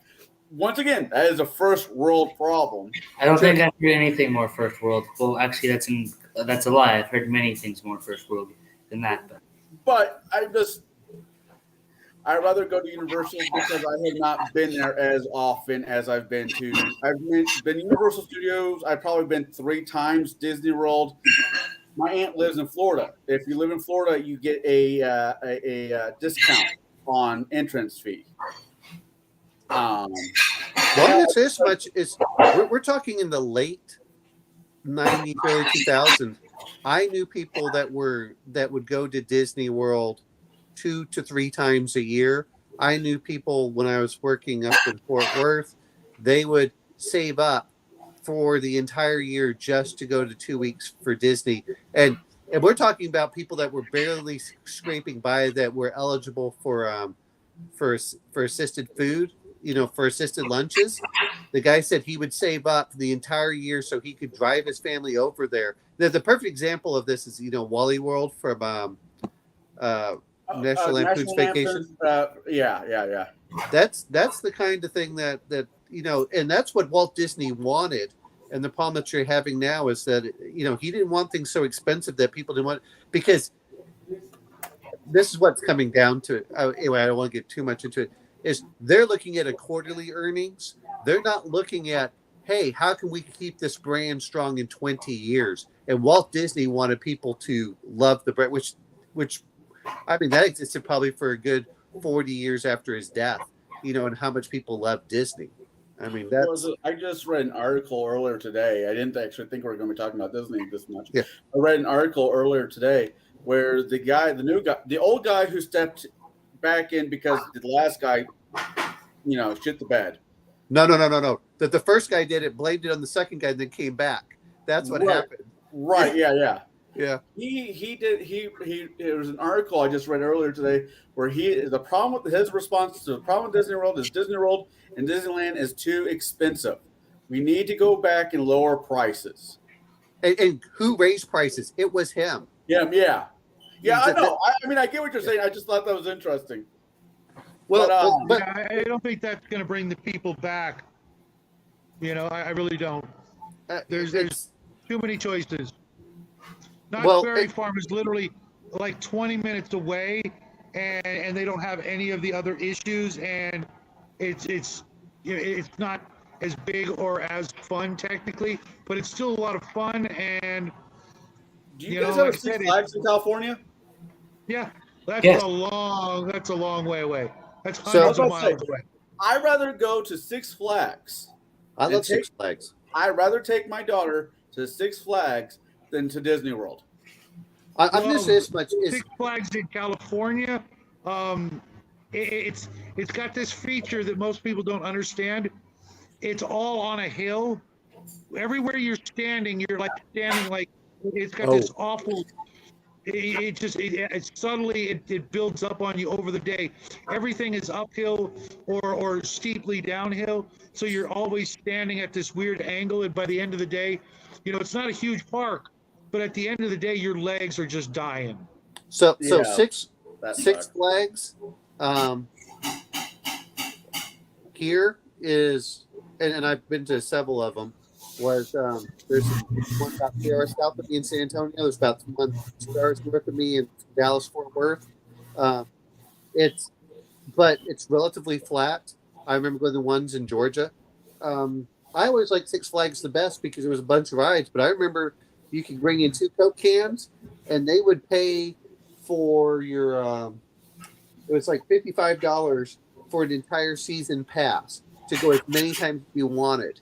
Because they figured that if you weren't paying, to get in there, you were a little bit more willing to pay for the concessions, paying for the parking and everything else. And like, okay, we'll make money one way or the other because they want those parks full. And I don't know how much it is for a season pass. I got 2 here. one up in Chicagoland and one in down in St. Louis. Out of the two, I prefer the one down in St. Louis more.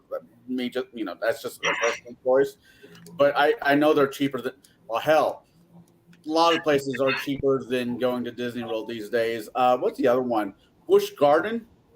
Well, Busch Gardens is what, 2 miles from Orlando? Well, see, if you go to Orlando, Universal and Disney are competing in exactly the same space. You got Busch Gardens, which is a couple hours south. You've got Daytona Beach and whatever's over there. You've got, I mean, Orlando is centrally located for all sorts of stuff out there. In fact, doesn't Disney also have a zoo somewhere around there? Yeah, there's a bunch. Disney World does have a zoo. Yeah. That is on books. It is their animals are treated better than any other zoo in the nation. I mean, granted, you got wonder about the source. I've been there. It's absolutely gorgeous. I mean, it's nice to see like animals that are like have a large range, large tract land versus the normal zoo. It's like St. Louis. I don't know if you've been or Shadow or Jack, but I've been to the St. Louis Zoo, which is free. You get in for free. Parking is expensive, but entrance into the zoo is free. And they had a polar bear. The original polar bear I remember died. They might have brought in but its cage for it to be around was no bigger than a classroom. Yeah. And I always thought that was disgusting because the amount of room that these animals need. Now, where Disney World is giving them large tracts of as much land as they could possibly get from these animals, I think they're treated better than the employees, the customers, and everybody else. But to me, that's how you should treat animals. You should treat them better than everybody else if you're going to make them live in that situation. Wow, I'm sounding very PETA friendly. I need to knock that off. Meat's good for you. Eat more steak or chicken or pork or whatever you decide. Eat more meat. There we go. I feel better about myself. It's just like this way. Why is it okay for me to feed the polar bear meat, but I'm not allowed to have any? That's how I look at it. Is polar bear even a bear? I heard it was a weasel. No, you're thinking panda. Okay. But the panda is still a bear. They finally tracked it down and they realized it is a bear. Okay.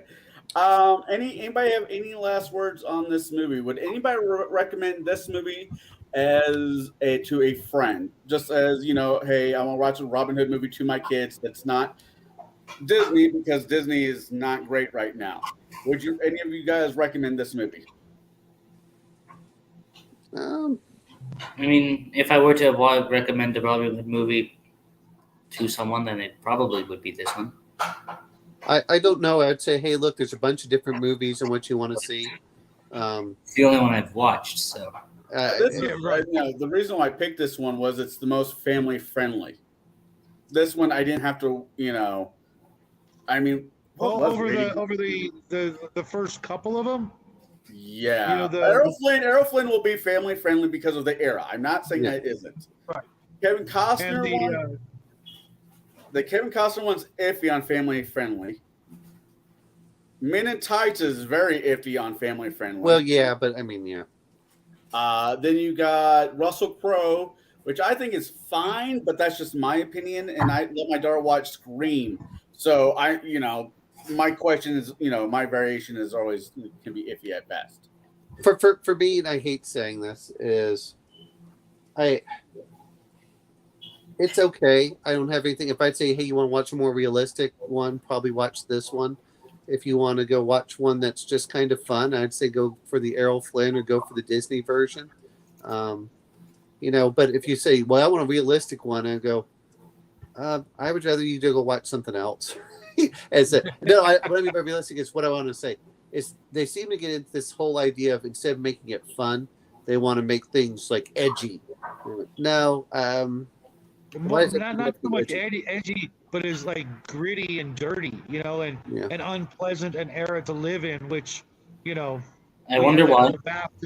We had that whole Bath discussion the other day. I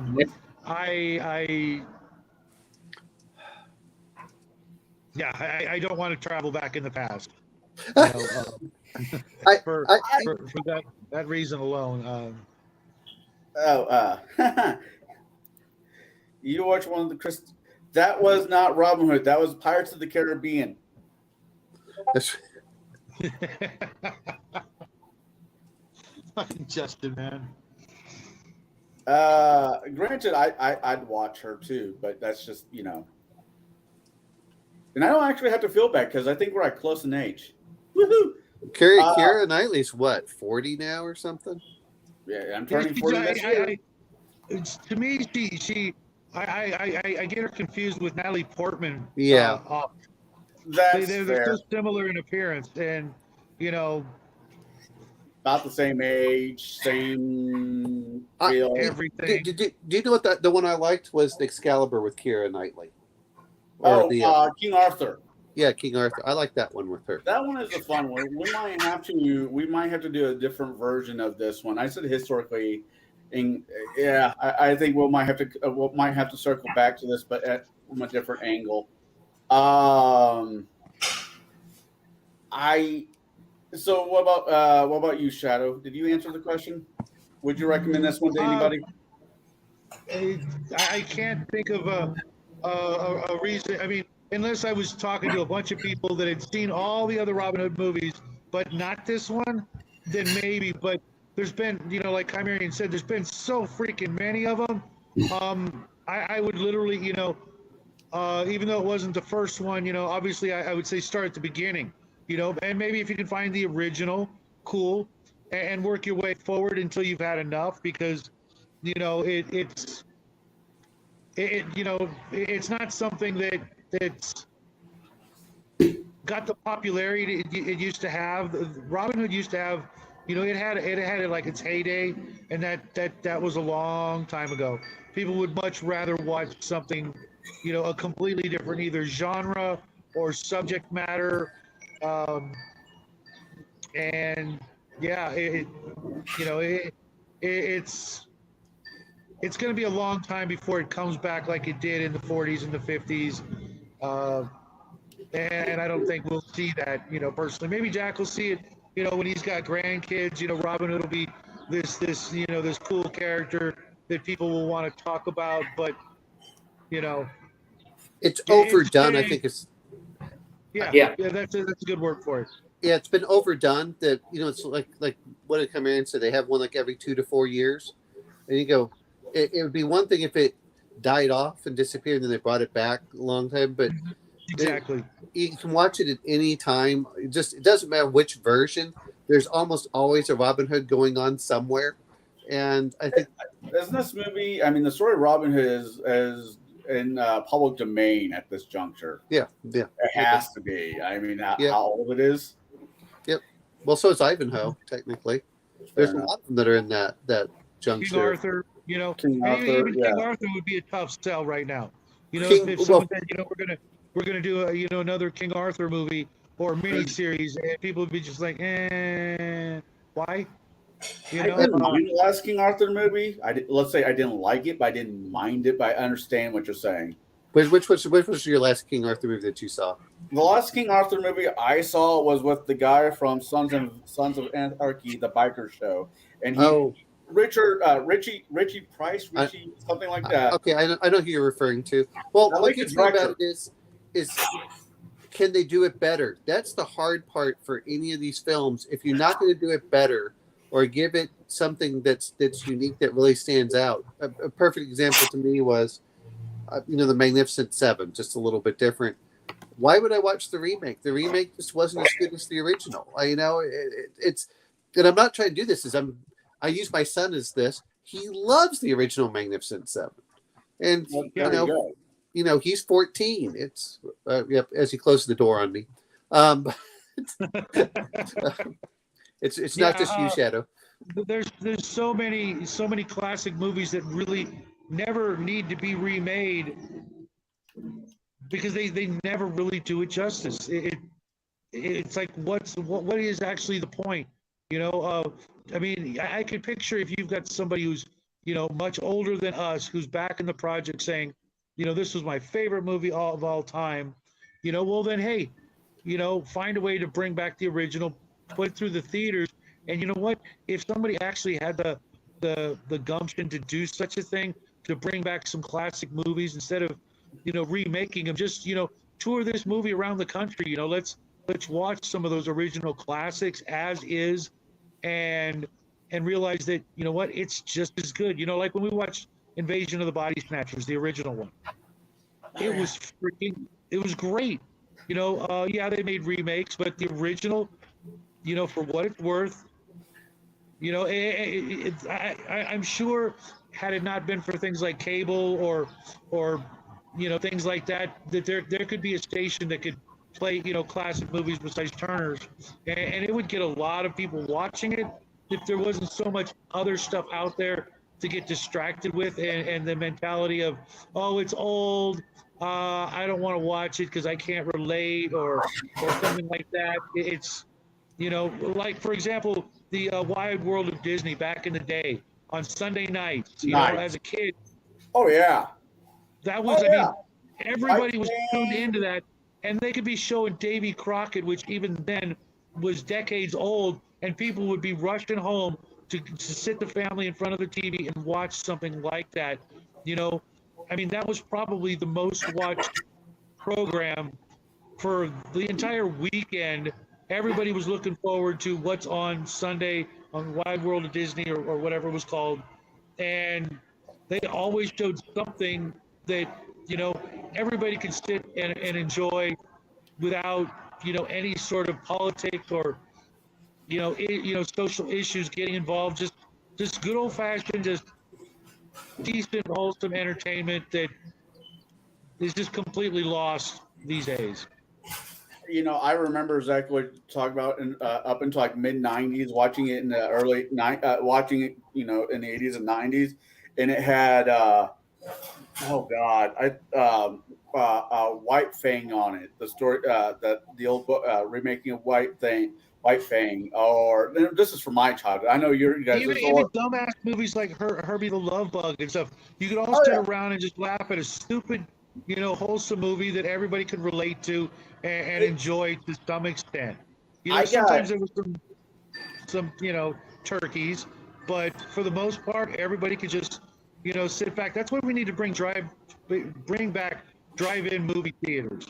Okay, so I'm going to bring up, because you just mentioned this, in Fort Worth, there's a Coyote drive-in theater that has multiple screens depending on which way you angle your car. When you drive in, they count the number of people. They have food trucks.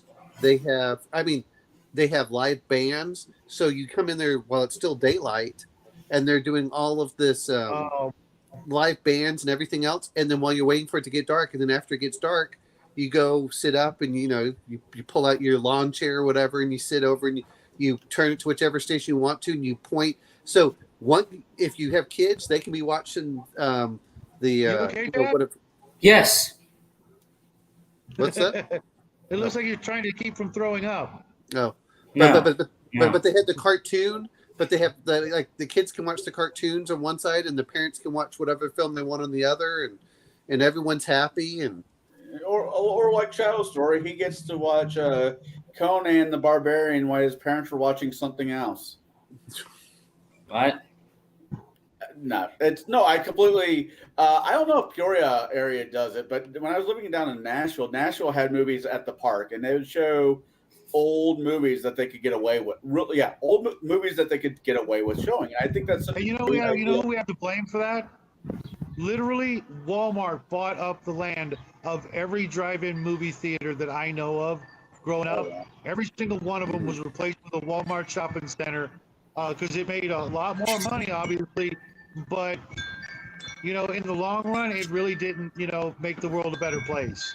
I had so many good experiences and memories from just, doing some family thing where everybody could just, do something, non-harmful that everybody could enjoy. I'm going to say this much. I think part of the problem with, it's not just that, is the quality of drive-in theaters. They really let them get run down and things in certain cases. But where the one I went to is you just turn the radio station to whatever you want, and they'd say, hey, such and such, if you want to listen to this one, such and such radio station if you want to listen to this movie, boom, and that I thought that was great. The one I went to, and it had the projection was really good. It wasn't bad. They had good screens and everything else. And yeah, but Well, because both my parents were in wheelchairs, we didn't go to the regular theaters together. If they had spaces for people in wheelchairs, it was all the way at the back, and they just didn't get the full experience. But for them having grown up in the era of drive-in theaters through the 50s and the 60s, it was something that not only the whole family could enjoy, but like you said, they had little parks and playgrounds and things like that. And my little brother and I, they could let us out of the car. We could go play at the playground, and there was no worry that we weren't going to come back and get lost or whatever. We could even go to the concession stands by ourselves, and it was safe, and that whole, Americana just got freaking vaporized. well, I'm going to say this much Yeah. for It's not. It shouldn't be a surprise if you put everything together. well, so for Alamo Draft House, I'm going to say this much because I usually sit in the, and I'm told this specifically is I usually sit in the handicap spaces. They said someone with a handicap comes in, they're going to move you out of that space. I said that's fine, but do you know what the best seats in the house are? Are the handicap because they put them right in the middle rows for the theaters with the most leg space. But I said, look, if I'm taking it from someone that's in a wheelchair, absolutely, they can have my spot. But until then, because a lot of like you said, a lot of people who are disabled don't go to movie theaters because it's hard. I said, I'll take those seats, and if someone who is actually disabled, they can take my seat freely, and I'll move back to some other one. But yeah. Oh, Yeah, if I had enough land, I would find a way to at least make an outdoor theater, for 50 or so people, just to get that whole notion back. Watching a movie outdoors was actually kind of more fun for me, I guess, than going into a crowded theater. And no matter how comfortable the seats were, there was nothing like being able to sit in the back seat of your own car and be as noisy or whatever as you want without people shushing you and whatever. Even as a older teen and stuff, my friends and I would go and where was I? be a little crazy, but nobody was getting hurt, nobody was breaking any laws. Well, During yeah. during the pandemic, there was a few places locally to where I live where they reopened up drive-throughs, and I got to see He-Man, Master of the Universe, the old '80s one, the one that no one should really Dolph ever. Lundgren. Yeah, the one that no one really should watch. I actually watched that last year on Pluto because I was going through a phase where I there was a bunch of stuff that I'd never seen, like Scanners and a couple other things. I think I watched all 3 or 5 Scanners movies, however many of those there were. Just a whole bunch of really bad movies that if it was at the drive-in, I would literally pay to go see some of these crappy movies just because there was just something more special and family oriented about it than just going and sitting down. You know what I mean? In a walk-in theater. Right. I can't say all my experiences at drive-through, especially as a teenager, was family friendly. One would say. Hey, But good memories are good memories. Absolutely. I someday or somewhere you could probably find the statistics on how many children were conceived, at the drive-ins. So that's always going to be a thing attached to that whole phenomenon of drive-ins. We hell, might have to do. I don't know. I'll have to figure out how to pull what area genre I want to throw Masters of the Universe in, but that might have to go on a list of something for us to watch. Bad movies. If we're gonna do a movie of if we're gonna do a month of bad movies that weren't awful, like one of Jackie's picks. Only one. Not from the dollar store. No. I am sorry. The Star Wars that you did it's a B movie with A plus special effects. I actually want to thank him for that one. That's absolutely true. Really you know enjoyed it, which is why you love I it. really enjoyed watching that one more than I thought I would, and definitely enjoyed it more than uh, The Scientist. And The Scientist was a bad movie, and I knew it from the start. All right. You know, Xenophobia, though. Xenophobia is a I fantastic see words. movie, I see and words nobody that one. can change my mind on that. It is the greatest movie we've seen. We've ever reviewed. Okay, No and- doubt and- about and- that. I got a question for you guys. That's incredibly inaccurate. We just rolled up on 2 hours. I wouldn't mind going an extra 20 minutes to get the full 2 hours out of us because we started late. I wish Mark was here. If Bo or anybody else in the chat was here. If it's cool with you guys, I'd like to just go on for another about 20 minutes and then we'll call it quits there. That's fine. Yeah, our tacos are still cooking. Are they though? As he checked. But no, I mean, we were talking about doing a deal. I was right. We don't have 20 minutes. Oh. Well, how much? You can still do 20 minutes, but that's not the point. What was I going to say? I just want to prove Shadow wrong. Oh, okay. We did talk about doing a guilty pleasure month movies, and I know next month it's really weird for me. Next month I know we're doing Cowboys for you, Shadow, because it's your birthday. But there's a part of me that wants to at least throw in one St. Patrick's Day theme movie, even if it's Leprechaun, something Irish. I know it doesn't really work for what we decide to do this month. Because we got which one was yours, Jack? One more time. For Greater Glory. Great Glory. I know we got 10 Commandments somewhere in there. I know we got Ben-Hur in there. And what was your Shadow? His was 10 Commandments. Mine was Ben-Hur. Okay, so we got those. And Mark's is Elstead. So I don't know. I mean, it's just it doesn't have to be. Well, count the Sundays in April, and maybe Wait.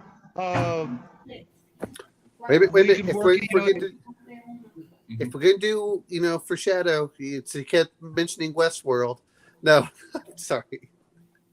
That's not a bad one. That's really not a bad one to pick. Aliens and Cowboys. Don't forget that one. Aliens and Cowboys. No, I'm just. Oh, I would rather watch. I think everybody would enjoy Westworld more. I know. I'm teasing you. I'm teasing you for the whole thing. Magnificent Seven. If we're gonna do westerns, that's my favorite. I'm torn between Young Guns or Tombstone. Okay. Shadow has the ability to veto whatever we put in because it's his birthday month. No. I wouldn't even think of doing that. You mentioned Young Guns. When I was younger, there are photo comparisons out there of me and Emilio Estevez. We could have been twin brothers at a certain point in our lives. We look identical. You say that, and every time I watch that movie with Sean Penn, I still see you falling out of the back of the van on the way to Mr. Nope. Don't let the hair fool you. I mean, in the face. No. Oh, I'm going to say as much. I'm not saying I never fell out of a van before, but no. What was the other one that was in there? That's a good movie. Unforgivable.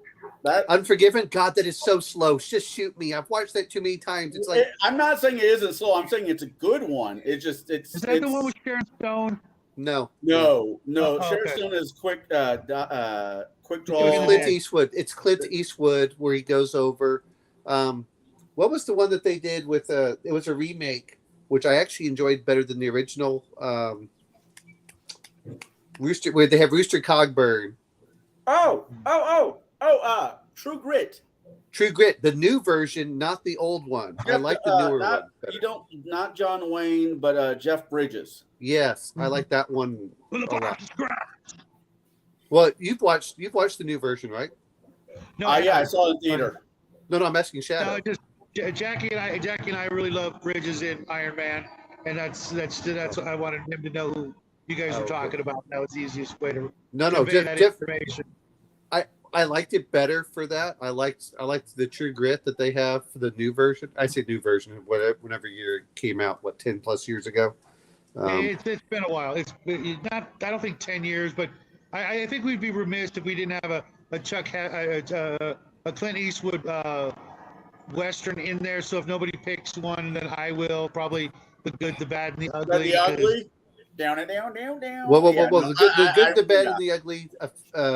What is it? A few Fistful dollars of more. Dollars. I think a few dollars more was the other one that I. The problem with that, and I'm not saying no, but the problem with that one is somebody picks that movie. It should do. We'll do an extra long show that week where we just talk about all three of them because you need to watch. If you start with the first one, you really need to watch all three of them to get the true feel of the movie. They were all spaghetti westerns. Well, what Once Upon a Time in the West? Once Upon a Time in Mexico. No, not Mexico. In the West. No, that one's crap. Which one? In the West? Once Upon a Time in Mexico is the sequel to Desperado. Okay. No. I'm saying Once Upon a Time in the West. The West. Yeah, that one was pretty good. Mm. Although Desperado isn't awful.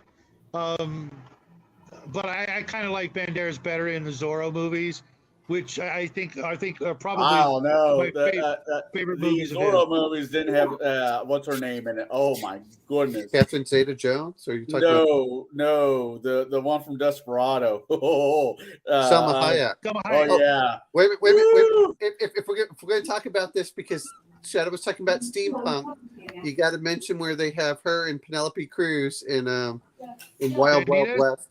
What's that? Oh, I thought you were talking Banditas because they were in that one together too, and we actually own that one. So, Bandita. No. I'm trying to pick great westerns so people don't get turned off by westerns. Right. No, that's fair. I mean, I think doing a Clint Eastwood movie should all it should be in that list somewhere, even if I'm the one who picks it or whoever. John Wayne should somewhere be in that list. You know what? As much as they talk about John Wayne, going back, I think there are better westerns. That's the kind of thing. I have to agree. I mean, he was Mr. Cowboy. He was the American cowboy so much that what was that guy from Russia? Stalin. Stalin put a hit on his head because he was too American. He was the poster child for all things American there for a while. Yeah, but if you're gonna go like that, you might as well try to find a Roy Rogers movie too. I mean, before John, you know what I mean? And I don't think people want to see that. I mean, if I'm picking a John Wayne movie, it would be The Quiet Man, which was filmed in Ireland. But that's just not even I know it's a good movie, but it's not a western, and I mean, all of John Wayne's better movies were actually not westerns, if you ask me. Well, I don't know. True Grit was okay. His Rooster Cogburn wasn't too. I mean, there were a few that he had later in his life where he did that, but The Shooter. His last movie, The Shooter, was really damn good. Yeah. You know what? Called. RPG Grandma's great is where she's talking about Shane. The other one was Old Yeller. The dog? Was he in Hondo? Old Yeller is a western. Old Yeller, the dog movie. John Wayne About the damn dog. Yeah. Jack, are you okay over there? Yes. You look like I don't think he's gonna want to watch that movie. I think honestly, I'm looking at Jack over here, and I mean this in all due respect. I love you. You're my favorite nephew. Yeah, you're my favorite nephew because you're the only nephew I have. Yeah, I'm gonna say. I'm like, do I have any nephews? No, I just have just you. Just the way you were staring off, it kind of gave me the whole American Psycho with what's his name? Christian Bale. Yeah, you got the suit, you got the nice button-down jacket, you're off in your own world. I mean, you got the American Psycho look down a little bit too well there, my dear nephew. Why does everybody say that? Because you remind me of almost Blofeld as very young, or you know, you look you look like a James Bond villain right now, and up and coming from like from age 15. You're like, I have 20 years to perfect this. You know why? You know why? I'm gonna spoil a little secret of his. What have you been listening to lately? A lot of things. Your favorite musical of all time? The only musical I like, well, actually, no, that's not true. One of two musicals that I like. Are The Producers. What? that's a good one. That is a good one. The Producers. The Producers, but I've that's seen not it. the. Okay, go ahead. Sorry, you said two musicals. Go A ahead. Little Shop of Horrors and Dr. Horrible. I would like to watch a Little Shop of Horrors at some point. That's not a bad one. Ooh, we could do that. Ooh, we could definitely do that. That 'Cause is there's- No. a phenomenal one.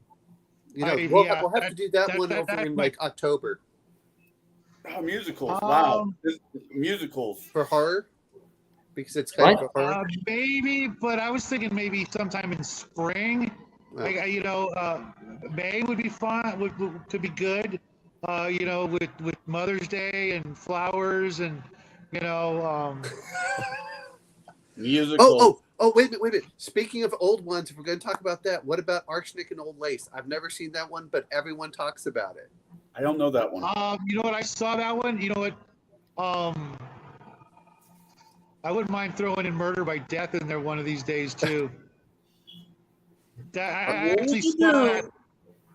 Ooh, have we done We mystery? haven't done movies? mysteries. Ooh. Mysteries would be good for May. May would be I could do. Oh yeah. You know, I like alliterations. Yeah. But, Mysterious May. I saw Murder by Death when Close Encounters first came out in the drive-in, and my parents were like, Close Encounters is over. My brother had fallen asleep, and no, it was just me and my dad and my brother. And he was like, you want to leave? And I'm like, why? There's another movie, right? He's like, I don't think you'll like it. And I freaking absolutely loved it. And he was like watching me like, you understood that? I'm laughing my ass off because, I got all the jokes. And mind you, back then it wasn't like, a big stretch, but, he was just like surprised that I was getting all the jokes because it's a goofy movie, right up there with Clue. Yes, but no. Jack, have you ever watched The Producers? No. I don't think he would enjoy it. To be honest. No. Well, no, because it's the Mel Brooks one with The Producers where it's Springtime for Hitler. Oh, good. Yeah, you got him. He's gonna watch it now. Because that's all you had to say was that the goal that they found out that the whole premise is that they think that they can make more money if they get a flop than if it does well. And so they tried finding the most offensive thing possible. Well, it has to be the original version, not the new one. Actually, I liked both. I haven't seen the old version. I saw the one with the new one, and I thought that was pretty good too. I mean, well, that was the one with Will Ferrell and as the neo-Nazi with the and then they had or was he the actual Nazi? And then they had Mel Brooks, and what was the the original one had Mel Brooks, and it had the guy who played Willy Wonka, who played the straight in that one. I don't remember who all was in that one, but yeah, I remember that one being really good. The new one has a really good cast in it. It has a guy from Ferris Bueller's Day Off. Yeah. Had him. It had this other guy that I've seen him in movies. I just can't remember. Oh! I know. Nathan. Was it Nathan Lane? It could have been. Yeah. Oh God. Oh my good. And Will Ferrell. Yeah, and Footface Parker, Jessica Footface Parker. Horseface. Yes. I don't know what it is, but she reminds me of a horse every time I look at her. I know it wasn't a bad movie. It really You're wasn't not the a bad only movie. one. But yeah, that's why I call her that. But yeah, oh God, we could Once someone tells you can never unsee it. Yeah, we could do a Mel Brooks month easily. Easily. Spaceballs. The Producers. Young Frankenstein. Spaceballs, Young Frankenstein. Hey, There's a bunch of them he did. Blazing Saddles, although I might use Blazing Saddles next month for actually, you know what? That would count as a Western, I guess. Well, that's why I said it's a Shadow. It was really like Shadow. What we gonna try to do? But yeah, it's yeah. He wants to do westerns. I mean, I can pick a couple serious westerns. I don't have a problem with that one. But if you say westerns, you have to add Blazing Saddles in there. You really do. You know what? I totally agree. I totally agree. Uh, But I think, well, I mean, Mark's not here. Let everybody pick. But some of you guys have already picked movies that I would pick, so I can be cool about it and try to fill in the gaps. Jackie, he doesn't know a lot of westerns other than Blazing Saddles, so that could easily be his pick. Look at that smile. He's like, yeah, I want to watch that one. Yes, I do. has he What watched Blazing- Blazing Saddles before? No, he's only seen clip. I showed him okay. a couple of choice clips, oh, and he's like, yeah, you know the clip I'm talking about. At least he's not Irish. He's gonna shoot him.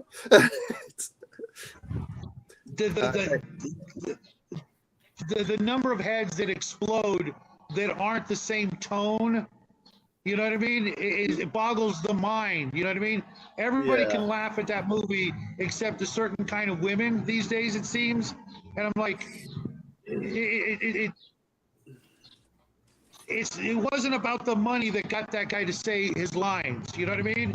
It was freaking funny. Okay, I mean, if you the cannot writers- just get over yourself, you know what I mean? I mean, Richard Pryor helped write that movie. He was Mel Brooks originally wanted him to be that guy, and Richard Pryor's like, no, no. they got the right guy. They definitely got the right guy. He was perfect for it. And yeah, I'm pretty sure we can count on Jack picking that one. Yes. I don't know what I'm going to pick just because I want you guys to pick stuff and then I could pick whatever's missing, so to speak. Because there's a whole bunch, and you guys have already, Magnificent Seven, Westworld, just about, any Clint Eastwood, even, Outlaw Josie Wales would be a good one. Yeah. I mean, there's. I always have the problem with trilogy movies. Like if we start with one, we need to watch the other ones. You don't have to watch they're all different. Here's the thing that gets me about it is Akira Kurosawa, was it for a few dollars more? Yeah. He was mad. He actually, Sergio Leone, he's like, it's a great film. You stole it from, was it Rashomon? Anyway, and he's like, yeah, here's some money. Akira Kurosawa is a great director for a lot of stuff. And he was the most Western stuff. It was funny because the Magnificent Seven was taken from the Seven Samurai, which is what he did. So, which, even though subtitles and all that, it's a freaking awesome movie that it should be, everybody should see that movie at least once in their life. you know what? We're going to have to do at some point, and I hate saying this, and maybe the one will watch anyway, but we're going to have to do foreign films on one part and pick a foreign film for what's out there. That would be subtitled. Brotherhood of the Wolves. I'm going to mention one that's, we're mentioning all these great films. Anyone ever, which is humorous, anyone watch Goodbye Lenin? No. So Goodbye Lenin is basically, the premise is that there's this German family in East Germany. The guy's mother goes into a coma, and while she's in the coma, the Berlin Wall falls, and they're in East Berlin. Oh God! And when she recovers from the coma, they tell her, "Don't tell her anything shocking." So they try hiding it. That the Berlin Wall is falling from her. It's a German film. I liked it. I've watched it a couple times. That's been a lot of fun.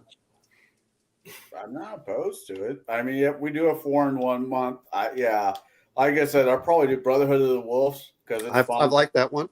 Yep. Jack won't like it because it's French. And based on Who likes the French? Actually, it's a pretty good film. French. Brotherhood of the Wolf is a really cool film. The other one I liked is, if anyone's ever seen Night Watch. Yes. Night Watch is a really Shadow. You might like. It's a little bit more modern, but that one's a really cool one. Don't watch the sequel for Day Watch. That one's horrible. But Night Watch, that one's really cool. It's a Russian film. Assuming you can get those anymore. Russian? Yeah, you're right. It is. I keep It's Russian. Ukrainian. No, that one was Russian. What's the? I'm trying to think of some other really great. Of course, anything by Akira Kurosawa. Well, not anything, but most of his stuff is fantastic. I really like his stuff, whether it's war films. He does a lot of stuff, but man, if you guys get to watch Rand, if you want to talk about samurai and how they talk, it's samurai, this, go watch Rand. The one thing I like about Akira Kurosawa is everyone that grew up with Oriental Adventures, and then you look at how like samurai actually acted during that time period, two different things. Yeah. Ooh, yeah. Which one? Original Japanese version of Godzilla. Oh, I remember that one. That was fun. That was fun. Jackie and I have actually seen that one once upon a time. All right. Well, you guys were more than gracious enough to stick around for an extra 20 minutes. I wanted to do a full 2 hours, and we did that. My clock says we got 2 and 20, but I don't have a problem. Yeah. All right. Well, I knew you guys have to eat here soon. Yeah, we do. And I don't know what Omanow's got on his docket for today. I want to make sure I go to bed by 10. That's all I really care about because I have to go dig more holes. I'm not sure if you can see it, but my hands are red because of using the shovel for so much. I was actually playing. I still am. I'm planning on seeing a movie today. Oh, which one? D&D? No, that doesn't come out until the end of the month. It's either going to be. I don't know. I really want to see Creed 3 again, just because I like the boxing movies, and the Rocky franchise has always done really well when it comes. I want to see that one. I'll probably end up seeing that again before it leaves theater. But there is a. No, 65? I can't remember the name of the movie. It just came out. I think it's 65 where they go back in time to the time of dinosaurs. Okay. I not to spoil anything, not that I've seen it, but I was kind of excited, but everyone I hear says that it's pretty boring. I'm expecting that. Okay. As long as you know. If push comes to shove, if nothing else grabs my attention, I'll go see my my favorite movie, Cocaine Bear, because I'm writing a one-shot module for Table Breakers. Connell, did you feel disappointed that the title did not live up to the movie? No, the title lived up to the movie. It is okay. It's like Jaws. Very much, it's like Jaws. The title is everything you need to know about the movie is in the title. Jaws. What's Jaws about? Jaws is about a shark. Don't need to know really anything else. Everything you need to know is about the movie. Cocaine Bear. I took my daughter to go see it a couple days ago. It doesn't sound like a good idea at all. He is so excited over Cocaine Bear. I mean, I haven't seen him in this excited. She asked me, was any part of that movie true? I'm like, yes. A guy did dump a bunch of cocaine into a park, a wild forest park. Yes, a bear did get into it.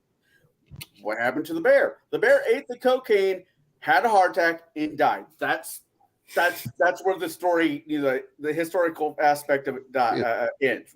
Right there, where they go off on it is not. I mean, I think it's just a fun movie. It really is a fun movie, and historically, apparently, the bear ate 60 pounds of cocaine. His stomach was full. I mean, he was to the rim, full of cocaine. Drugs are bad. Drugs are bad. What is Colombia? Bad. Cocaine Bear is the name. In the 1970s, a bear actually ate the cocaine and died, but it ate 60 pounds of cocaine. This one. How does it? This one went into a murdering rampage, and yes. It's. I took my daughter to go see Scream 6 because she is 12 years old, and to me, that's a high school range movie. There was no sex. It was violent, whatever. There's more violent things on TV. I mean, turn on the news. So, and she's like, okay, I'm like, you feel like you want to watch another movie? She's like, yeah, I'll watch another movie with you. We're going to go see Cocaine Bear for 2 reasons. One, I want to piss off your mom. And number 2, I want you to laugh a little because Scream 6 was a slasher, but it's too serious. Okay. That should not be the last movie you see. So I took her to go see. She was laughing the entire time. She was just having a great, laughing, good time. Do I think the movie Cocaine Bear is family friendly? No.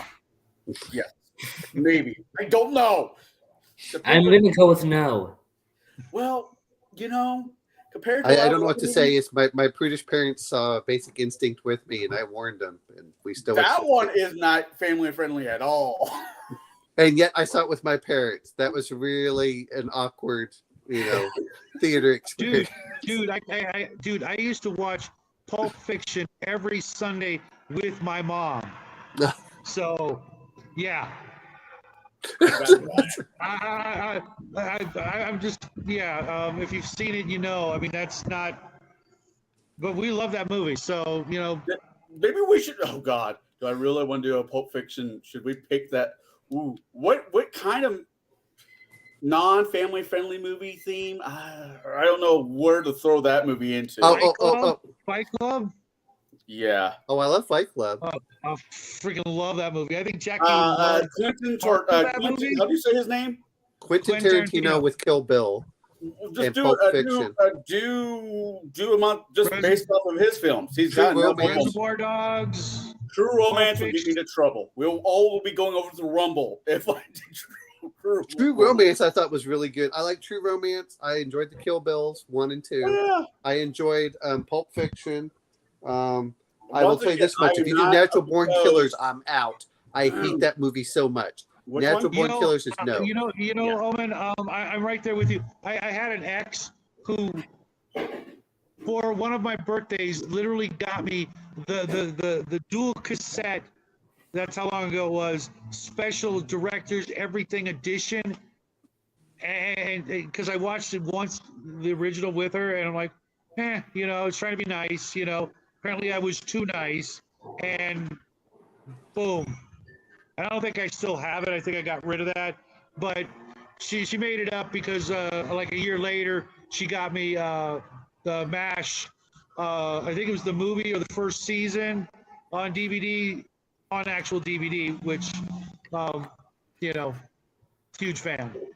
What? Maybe you guys remember. I'm pretty sure they don't really push anymore like they used to.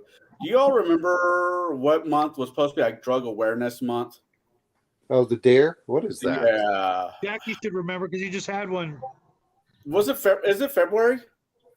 No. It's been a while since I've even paid attention to it. If anybody, but I don't know. I have a couple thoughts. But I think it's toward the end of the school year, so like April, May, or June, maybe. I'm going to say this much: if you're going to do a Dare month, you're going to have to play the classic Reefer Madness. Oh Jesus! I don't know if I could even find that one. It's the old black and white. And along with Scarface and Oh yes, Dazed and Confused. Well, True Romance would fit in there. or what was that other movie? Blow or The Johnny Depp movie? yeah. The French Connection. Yeah. I mean, I'm trying to pick movies that are like really good. So if Jack actually knows references to these things. Yeah, it's just as long as it's not Fast Times at Ridgemont High. Well, He can watch that on his own. But why? I want to see your autobiography or digital. I wouldn't mind because Phoebe Cates is in it, but there's that one scene though. I'm like, ugh. Yeah, especially if you know what really happened. Just saying. Ugh. It was a little too accurate from what I hear. Yeah. With that though, I gotta hit the road because it's taco night here. Shadows household. So I'm gonna say goodnight to you guys. You guys have a wonderful week. I will see most of you tomorrow and the next day and the next day. On one channel or another. I don't think we're doing a video tonight. But it's possible. You never know what might happen. I've got a couple of shorts planned throughout the week. So we will see you this Wednesday on Gatekeepers. And we will see Table you breakers on Thursday. Thursday for the second take of Bruce's one-shot beta run for his system, which I'm enjoying so far. And of course, I'll be hanging out with Hungar Monday, Wednesday, and Friday mornings. I'm not sure exactly what time. Around 9:30 a.m. Avocado time. Okay. But Voy por un poquito.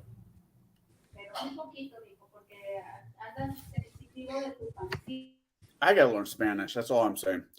Actually, we aren't sure if the Shadow ever learned Spanish because then he doesn't understand when his wife gets mad. no, I understand. I'm just teasing you. It's like, I don't understand you, honey. I've said that more than 1,000 times. So yeah, I usually put it differently, but yeah, that works. That's okay. Even when they speak English, no one understands what they say sometimes. No, I'm sort of thinking really quick. Doing Tarantino movie a month, I'd be completely cool with. Need to talk to Mark about it. I do know, and I'm starting to think about Bruce on his channel just did True Romance, maybe a month ago. But we got plenty of months down the road to plan it out. Giving it a couple of months leeway would probably be a good idea. Just for I'm not saying no, but I want to put some time between his video and when we do it. Absolutely.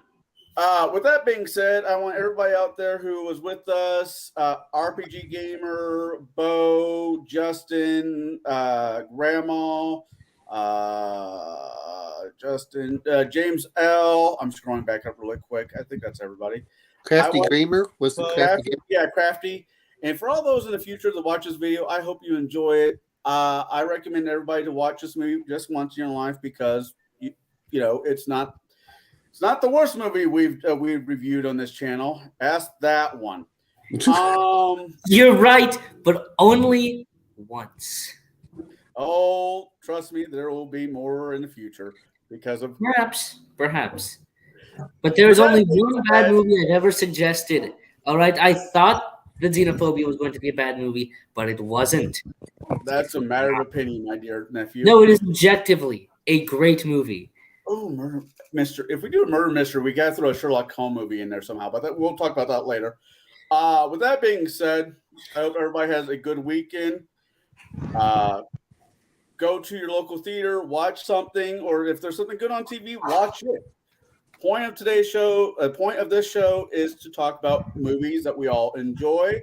Throw some D&D in there, throw some whatever aspect of it. But the idea is to talk about movies that we all enjoy, or some of us enjoy.